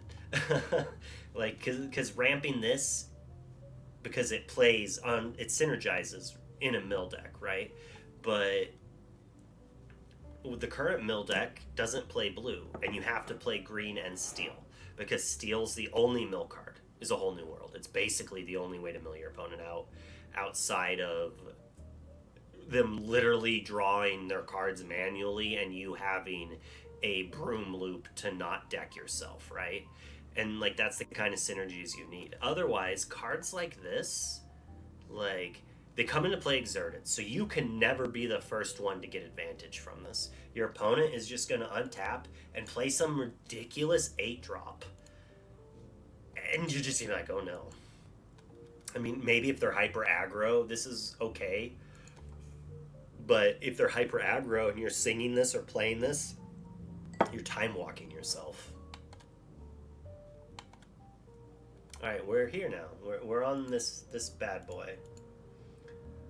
I'm gonna give him 4 stars, which is mostly based on the fact that I like to sing songs. And being able to shift and sing a whole new world, swords, and let it go is pretty good. And it has ward, so you can leave it in play and they don't just dragon fire it to like punish you for shifting. That said, I'm gonna take a star off because ward is not enough. It does nothing else on top of it. But it has the potential of being a 4-star if more back-breaking songs come out. Like it lets you bippity boppity boop a 6-drop into play on turn 3, but that's probably not doing anything. Probably not mattering there. And we've talked about her. Grammatala here I think is good. We'll give her 3 stars. She's good, but she's going to join Milo and Jim Hawkins. I think Jim was a legend. Like the 3-star legend club where it's going to be like a win con of some of these decks, but it just doesn't do too much. Like it costs a lot and it has an ability that it needs to wait into play. Like it's just like Jafar, right? Costs 7, shifts for 5, and it has an ability that gains you lore. So why is Jafar a 4 to almost 5-star card and Grammatala is a 3 to maybe 4-star card? And that's because Whole New World exists. And that Sapphire card we were showing like gives you 3 ramp. That's not this. Like if they had a card that said each player puts all the cards from their discard into play and their inkwell face down exerted, then sure, this card would be like Busto. But I think the win con it aims for is really hard to do. It seems it's probably really good in multiplayer.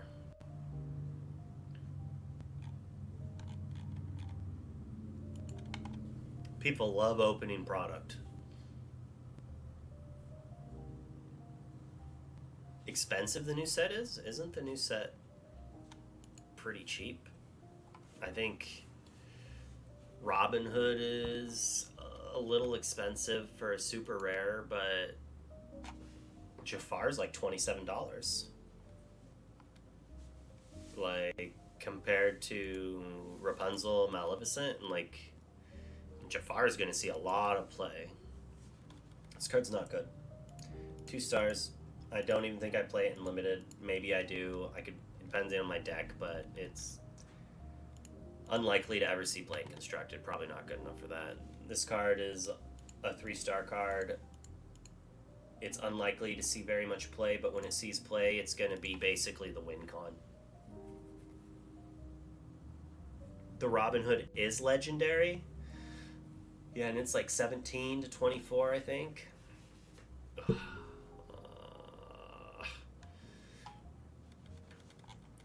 Cards. It's a combo card. People like that. But it's not going to be overpowered. All right, here we are. We're finally on what I consider to be the best color of Inklands, steel.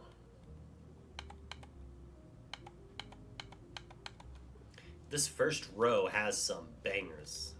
And we're going to start with a bad card. It is 2 stars. For similar reasons as the 1-star 1-3 Minnie Mouse. It's an easy thing to shift onto that doesn't die to a lot of removal. If you have a location, it could maybe do something. If I was red steel and I wanted a shifter, I would play the 1-3 over this. But if I'm not in red and I need to shift a mini that hasn't been printed yet, like, this is fine. Not great. Our best boy, I mean, it's 2 stars. It shifts into something good. Can't go wrong.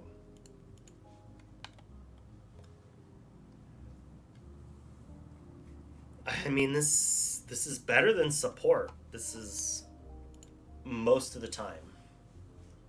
I mean, you're basically giving Challenger 3 to only a location. Like, would this be broken if it just said Challenger 3? I know we have an item that does that already, and that sees 0 play. So now we just have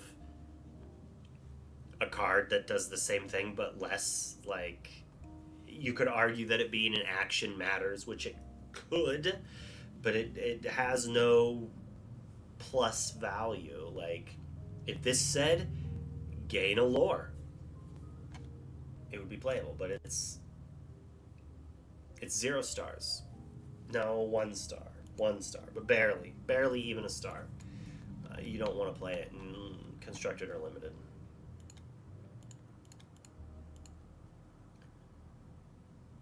Bloop. Certified. This card's absurd. It dies really easy. If you're on the play, you probably shouldn't play it on turn 1. I've had to learn this lesson a few times, but like, if they just untap and play a hook, you're just like, oh, okay, I guess. Like, because even if you counter attack the hook, it's still a 1-for-1. You gain a lore. That's not enough of a value in my mind. Like, they're just gonna kill it, right? But this card's synergies with Sheriff of Nottingham is just very powerful. And then if you add in the Beast Relentless, it's an quote-unquote infinite combo to sort. Like, it's not infinite, but you'll probably gain enough lore. But Beast costs 6. And with Sheriff, Sheriff says whenever you would discard a card, you may deal 1 damage to a character your opponent controls. Beast Relentless says whenever an opponent's character is dealt damage, you untap it. So you put Beast at this location, you quest with Beast, you draw a card, you discard a card, you deal a damage to your opponent's character, it untaps your Beast, and then you quest again, and you rinse repeat. Quite powerful. Has a lot of people making YouTube videos on it. I thought it was a little too cute. I played it, and I was like, wow, this is really good. And I never played the Beast. I played like 5 games, obviously not very many. But the fact that I was impressed with it in those 5 games is why I was sold, right? Because it's like, if I'm playing a super small sample size, but it like overperforms in that small sample size, it's like, okay, then there's something here, right? I need to look more into it. But Beast in general, it's so expensive, and most of the games, like, I want to be playing Tinkerbell or something. If you just play Beast and they untap and Zeus it, it's like, doesn't, like, Beast is just a big character that's kind of a slow cog. And you don't need it. You could use it, like, I could, if I was playing Sheriff Bayou and I was in green, I would probably play 2. Right? I don't want to draw them all the time. It's there. But like, I built the Amber Sheriff deck because I realized how good Bayou Sheriff and Whole New World are together, right? Like, and in the Amber deck, you have a bunch of characters, so you can quest more. And then that alleviates some of the issues where you draw too many bad uninkables that don't do anything, like swords in some matchups. You get to loot them away. It kind of covers a lot of bases and is just like a solid card. Like, this is where the locations want to be. Thanks for following us in underscore Roman. Thanks for the follow. I think my alert noises, like my OBS is not going through my headphones. My OBS is like going through the other thing. Ugh, dumb computer. But I like this card. I think it's going to be one of the most impactful cards of the set. Kita, great card. Like, Simba is solid. People hate turn 1 Lilo, turn 2 Simba. Well, now you can do it in purple steel aggro. Like, you can do it in green steel aggro. Like, adding it up that there's another color that you can play a turn 2 bodyguard and be aggressive is sauce. I wouldn't be surprised if there wasn't a 8 Simba deck, right? And this is better than Simba and worse than Simba. It's a princess, so it has princess like synergies with a bunch of set 1 cards. It's a Kita. I don't... Chat, which is it? Is it Kita or Kaida? I have no idea. I have not seen the movie forever. Kita. Alright, so Kita, because it's a Kita, you have to respect that it could shift and like wreck you, right? So that forces you to play around it, even if you don't play the shift copy. Whereas in the Simba, they don't have to do that. But Simba is a prince, and that makes Pride Lands do things, and that could be very important, right? And so maybe your opponent's like, well, I need to kill that before they play a Pride Lands and move it there and then drop their hand. But in general, 2 mana, 2/3 bodyguard, quest for 1, 3-star. This thing quested for 2, 4-star, you know? It was a 3/3, 4-star, but where it is, 3-star, it's good. It's going to see constructed play. You're going to see a lot of this card. Similar with this. This is a solid 3-star card. I was thinking you didn't need pirates, and it's just okay if it slowly dies, but I think you need to have some interaction with it. Like, you need to be playing Rapunzel or have captains. Basically, I think the fact that it dies after questing 3 times is maybe not good enough. That said, it gains 6 lore if you do that, so it probably is. I put it in some decks with... I put it in a deck where Long John Silver was the only other captain. But it does some work. I think it'll be a heavily played card. Its stats high. It kills Kita. It kills Simba. It's a big boy. It trades with Snake. It trades with Fox. Those are important things. Speaking of cards that trade with Fox, trade for Snake, that are 2-cost 3/3s, which I think a 2-cost 3/3 is a very good stat line. And it seems like they do not want to print one with no drawback. Like, you could argue that Snake is not a drawback, but it is a drawback on turn 2. Sometimes it's returning your Maleficent, and that's why Snake is so good. When you can take a card and you take what its drawback is and you make that drawback give you more advantage, then you're winning, right? And that's when you get some busted stuff that's really good. But this is a solid 2-star card. I think it's going to see play in the pirate deck because it's a captain. So like it keeps your Smee alive. It's just like a fair mid-rangey trade with aggro cards.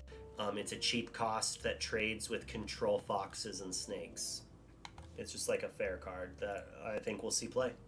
Baboom, similar, 2-star. I don't think it's up to 3-star. I've played Steel Ruby decks and I still played Teeth over it. And I had no Teeth interaction, but the fact that it was a song made me play it over it. And maybe that was wrong, but sometimes singing is pretty powerful.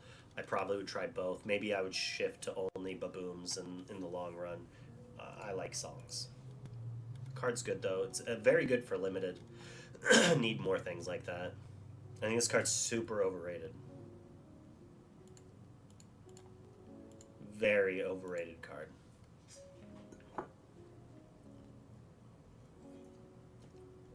Like, if it gained allure, like the blue one gains allure. The blue one gains allure, and it does something. I mean, it does something worse. Like, resist one's pretty powerful. I mean, I haven't tested it yet. I'm not gonna lie. I don't want to be like the card's trash, don't play it without playing it, right? But the resist one granted by this only really matters in my mind against grab your swords, right? Like, or other burn, because they'll just kill the location and then attack your character. Like, maybe if you have them in a spot where they can't do it, you know. But it also dies pretty quickly. You play it on 2, your opponent's probably has something already. It's just slow. Like, I would rather have this most of the time because it gains allure and it requires a hook to hit it twice or a goon to hit it 3 times. It's not like amazing, just like the purple one. It's just 2 stars. You're gonna think it's hot when you turn 1 location, turn 2 location, play Long John Silver, next turn play 2 more locations, quest for 5, and then have, you know, then you're gonna be like, oh, this Nottingham's good, but really it's just Long John Silver makes cards good. I don't like this. I like, so it kind of, it doesn't even untap itself. It's just 1 star. So the gameplay is you play it and then you quest your other guys and trade and you use it to like gain allure with each one. I mean, I'm only saying 1 star because I'm mad at it, but it's bulk. Maybe there'll be a deck that plays it once in a fringe event, but it's not going to do near enough. It's just should have been an uncommon. 2 star. You're not going to play it in constructed, most likely. Maybe you will. So if Prince is super, super hard to deal with and you want a curve answer to Prince, like, you can kill the Prince with this, and that's like, okay, you know? But it doesn't really do anything. Like, it just seems that there'd be better answers in the world than Helgo. Bloop, bloop, bloop, bloop, bloop, bloop. I'd give it 5, but I'm not going to play Long John Silver in every steel deck. But this card is insane. Like, this card is so powerful. Like, the pirate, like, this card holds the entire pirate deck on his back because he's just that darn good. Like, for each location, like I said, you turn 1 location, turn 2 location, turn 3 this, turn 4 location, or just a location. You're gaining passive lore from the first 2, and it's questing. So on turn 3, you're questing for like 4 or 5, and you're gaining a passive like 2 lore. So that's 7-ish lore on your turn 4. And you might be at around 8, and then the next turn you're gaining like 2 to 4 passive lore and questing for 5, and they can't kill it without targeted removal because it's going to have like resist 5. It's what's Maui going to do? Like, your 5-drop Maui is answering my 1 and 2 drop locations that have already done their work. Like, this card is very good and it's very cheap. It's like $1 right now, $1.25, and it's only a rare. But I think it's probably like a $2, $3 card. If Lilo and Maleficent are, I mean, I would say those are 4 stars. I think I put Unfortunate Souls at 4 stars. Like, if those are $2, then this will be about $2. Like, it goes in the aggro location decks. to an extent. You could also play this in like some weird location control. Because he gains resist, he's good at attacking too. And it's a promo, so it's going to stay low in price. That's good. It's a very good card. This card's whatever. I thought maybe it would replace Hercules, but it doesn't trade with Fox, and not trading with Fox is big. It doesn't kill Surfer Mini in one hit. If there was, when we finally get a 2-drop quest for 2, like 1/1 evasive, sure, I'll be giving Little John a call and apologize to him. But until then, I'm not playing this card.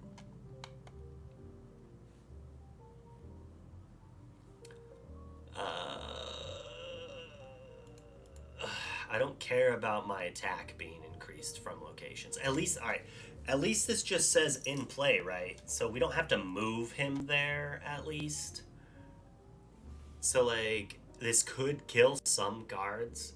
But compared to Long John, I mean, it's at least a common where Long John is, like, legendary power level, I think. I think it's a fair card. I'll just always play it over break. Like, unless there's a 1-drop item that is like a Pluto, then I would probably play Smash over this, depending. But with RLSs and McDuck Manors and whatnot, I think Rise of the Titans is fair. Although I don't know if I would play it in my main decks yet, but it might be. It's kind of really, really, really, really good and limited. Really good and limited. In Constructed, it's a 4-mana draw card, and then your opponent plays around it for the rest of the game. Maybe pump Captain Hook, trick your, like, 4 ink to play it, make your Hook kill something, and draw a card. Like, unlikely it's gonna see play.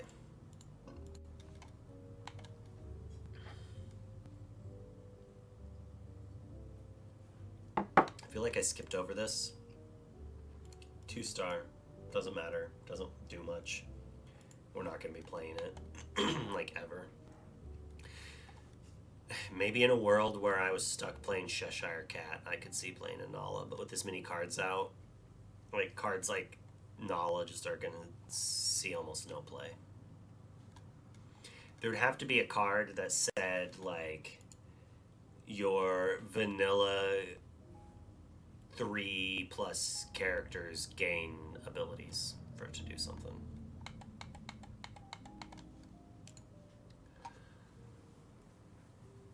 I really don't like this card.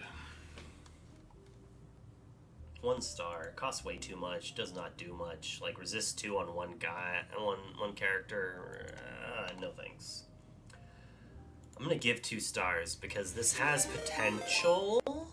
Because it does make your things cost less, and it makes your movement cost less. So I was initially thinking that in the item combo deck, this plus the blue one like could be a synergy because it costs less to move to the blue one, and you can just play this on 3, tap it, play the blue one on that turn, and and the next turn move one thing over, and all your items cost less. It's still probably too cute and too slow. At least it's a 3/4 instead of a 2/4. 2-star. Don't play in Constructed. Limited card. I'm also probably not playing this one in Constructed, but I might. Like, Hercules saw play, and it's kind of like Hercules, because most things that could deal damage to Hercules kill in 1 hit, but sometimes you only get to put 1 damage on it, and those are the times that, like, Lithos is not good, right? But if they made a card that dealt damage to all characters, like say they made a 3 ink deal 2 to everything, I would love that with this character. Like, you play this character, the next turn you tap it, you exert it on one of your other dudes, and then you deal 3 to everything, and 2 of your characters live. Like, it has potential in later. Like, it has words on it that do things in a relevant manner if more stuff comes into play to help it. But as is, it's kind of mid. Ooh-wee. 3-star. It's not great. Like, it's a little kid card. It's a combo card. It could be good, but it just dies to everything. Like, if you get the dream of playing it, untapping with it, and then putting a Maleficent Dragon into play, that's kind of cool. I mean, that's neat. Putting an Elsa or an Ursula into play is pretty neat. And, like, red-purple probably can't kill it right away unless they have the teeth.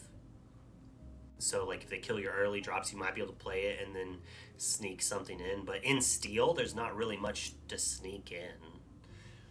But it can do things. I'm just not a fan of it. I think it's just a little too weak and slow. Like, you time walk yourself if they just kill it with a rage or a storm. Bloop, bloop, bloop, bloop. 4 stars. Card's amazing.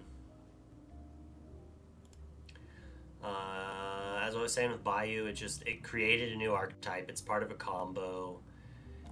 It's not a 5-star. It's not going to go into every deck I play. But you can add it and Bayou into a lot of decks. Like, it Bayou in a Whole New World into a deck, and it's probably not bad. I'm a big fan of this card. It's like $5 right now. And probably for good reasons.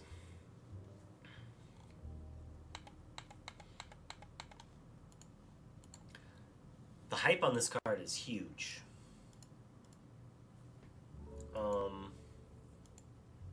And I just haven't been putting it in my decks as more than a 2 of.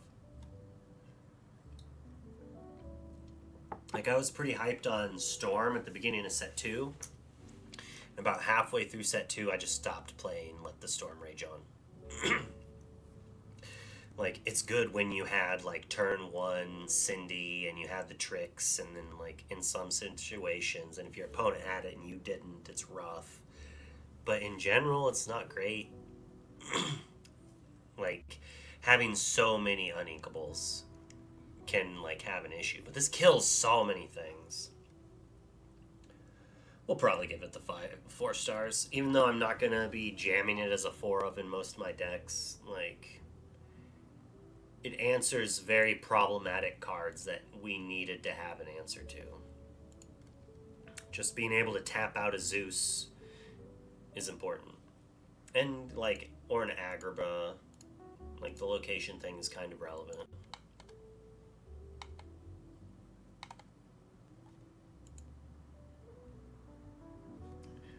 Oh, poor sad Eeyore.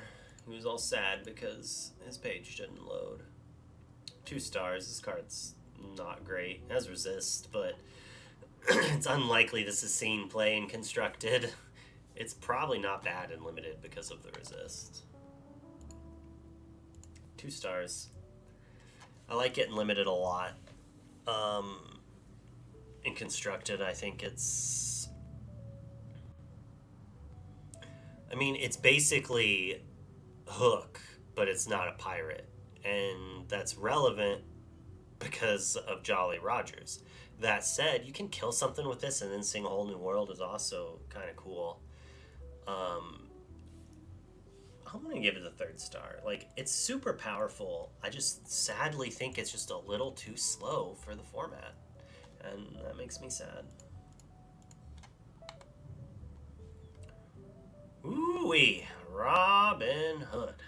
Pretty good. Pretty good. 4 stars. Easy peasy. Stamp of approval. This art's okay. This art's pretty good. Like, so when I was talking about early shift, or like your shift characters, it has a cheap shift cost. When it comes into play, it doesn't actually do something.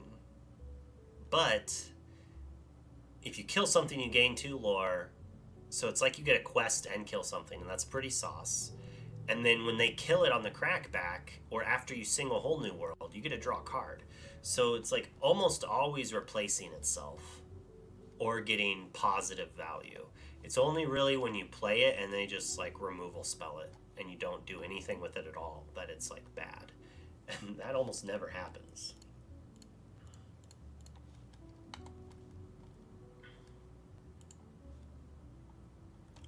Do-do-do, do-do-do.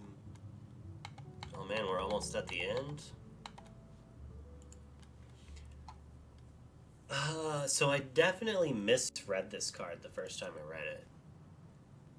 I thought it said when you banish another character in a challenge, chosen opposing character can't quest during their next turn. But it just says they can't challenge during their next turn. And that's like good and bad, right? Like, you could kill something, make a Maui not do it. But in general, it's just too slow and does nothing for constructed. I thought it was good. Oodalala, indeed. I thought it was good in constructed or cube, but then I misread it, and now I think it's probably good in regular limited, and not good enough for cube or constructed. I mean, it's like a bigger costed Hans that doesn't die as easily, but it requires a location, and that's like a huge setback. Only 2 stars, probably want Hans over it. Yeah, I think we gave out 2 or 3 5-stars. I obviously don't remember which cards got those 5 stars.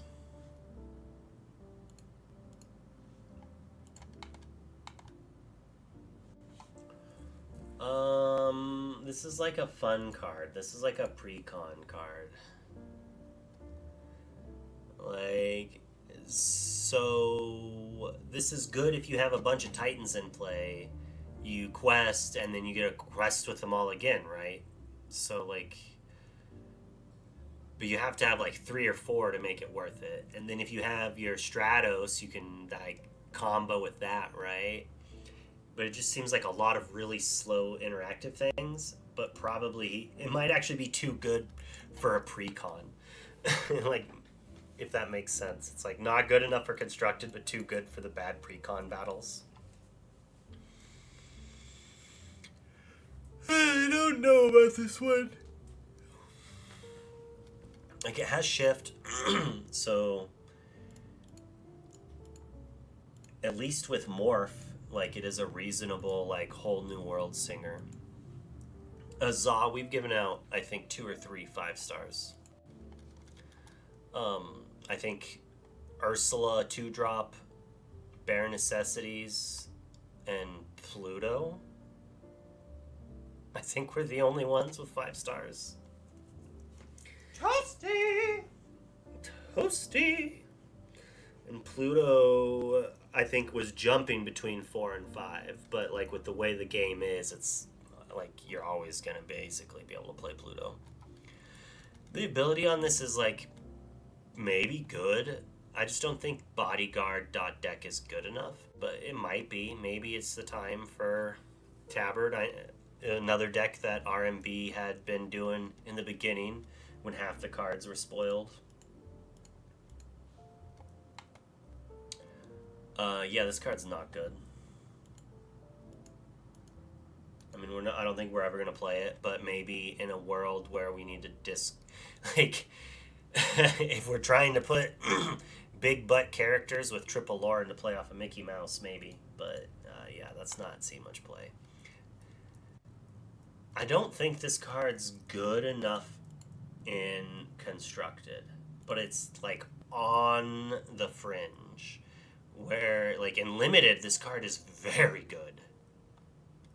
And it triggers when you play it, too. So, like, draw 2, discard 2, or kill something. Like, I like this card.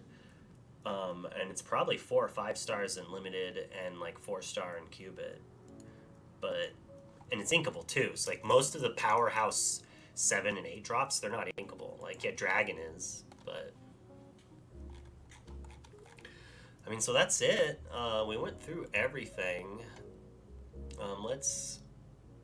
So it's like Pluto was one of the best cards. So let's put it in over here for the contention for the top 5 cards.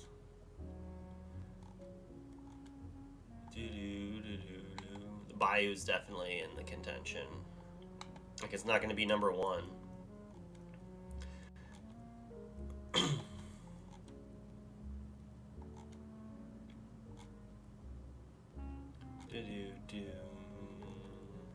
It's actually going to be kind of hard for me to do this because I'm already thinking of the cards I want, and it's going to be more than 5 cards. So I'm going to do a top 10, I think, and then I'll rate the 10.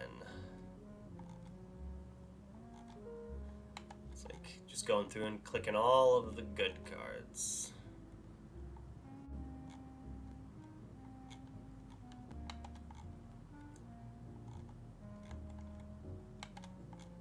I'm like, it's only a 3-star and I'm still gonna put it. But this is also gonna be like the most influential cards of the set.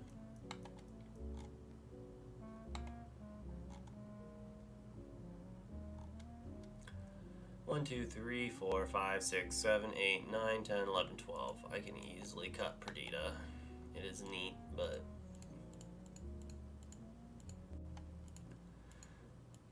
so it's definitely like Bare Necessities, I think, might be my best card of the set. It's just, I'm always going to play it in my Amber decks, I think, almost guaranteed. Like, number 1 card.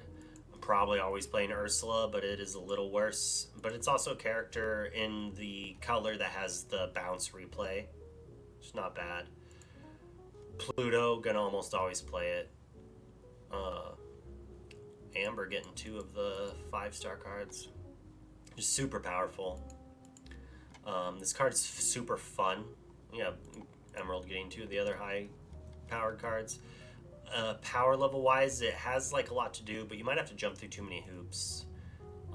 It's probably not as powerful as some others. The John Silver, you do have to jump through a couple hoops like Ursula, such as having locations, but it does so much. I think it's gonna force you to play some cards in your deck to answer it because you can't kill it with damage. So you have to Dragon Fire it, or you need to bounce it, or like have something to kill all of the locations. The Bayou and Sheriff are like a package. Scott, or not Scott, my buddy's name, who's Rosh, but that's not how you. Yeah. Anyways, we talked about it a long time ago. Nicholas was saying that I would not play one. I would not play these without the other. Like maybe Sheriff, but even then, like the Bayou is like free. I would play the Bayou in decks without Sheriff though. If John Silver was in the deck, like if I didn't have a whole new world, and I was playing a John Silver deck, I would play Bayou. Because there's not a 1-drop location in Steel that gains the lore that has 4 toughness or better. So it's like Bayou's your go-to there. And in that regard, I think it's better than Sheriff. But Sheriff's like the more powerful card, but the Sheriff requires the Bayou, or it requires the whole new world to go off. But they're up there. If we count them as 1, maybe that would be my top 5, but... And then the Ursula, as I was saying, is just so powerful. Along came Zeus. Like, as I said, it was only like a 3-star, but it's a meta card. Like, it will be played. People will be like, I'm not going to play this card. And they're like, why? And it's like, because it dies to Zeus. Whereas in Robin Hood, people are like, I'm going to play the crap out of it. Why? It doesn't die to Zeus. It still dies to Maui, but it doesn't die to Zeus. Doesn't die to Fox. Like... It meets the criteria that the best removal characters present. I think the Queen's Castle is also one of the best cards in the set.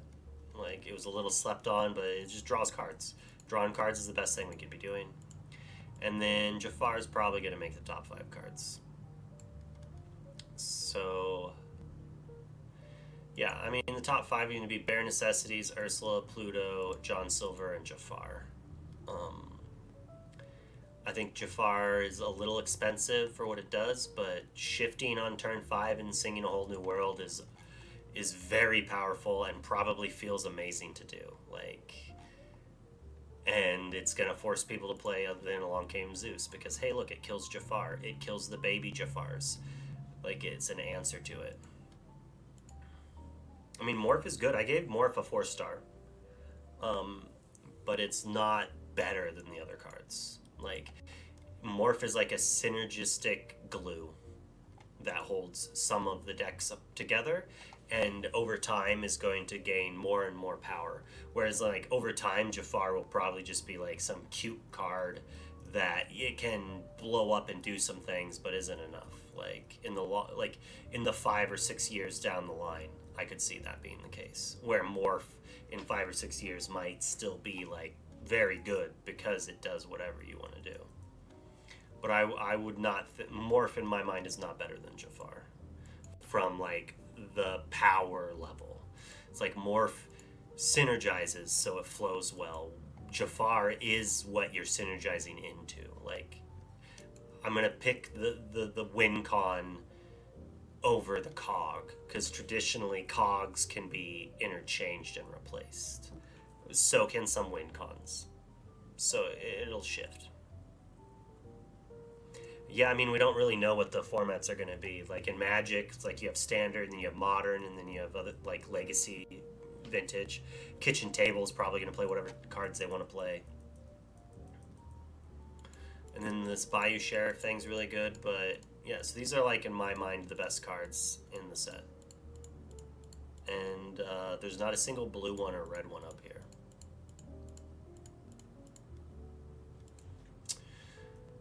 That's just how I see the format, I guess. I know some people have been pretty stoked about some of the cards. As we were saying, people saying the John Silver's pretty overhyped. I mean, I like the hook. The Jim, I said John Silver, I meant Jim Hawkins. Like, some people like him, but I'm not a fan. I do think, though, that the Jolly Rogers is very good. And maybe if Bayou's up there, Jolly Rogers should be. Because it makes the deck, right? Turn 2, Jolly Roger hook, kill your guy. Like, it is not bad. Giving your Long John Silver rush and then resist killing something is not bad. Alright, well, that was my set review for Into the Inklands. Thanks for putting up and watching for this 4 hours, basically. I think I'm going to grind some ladder now.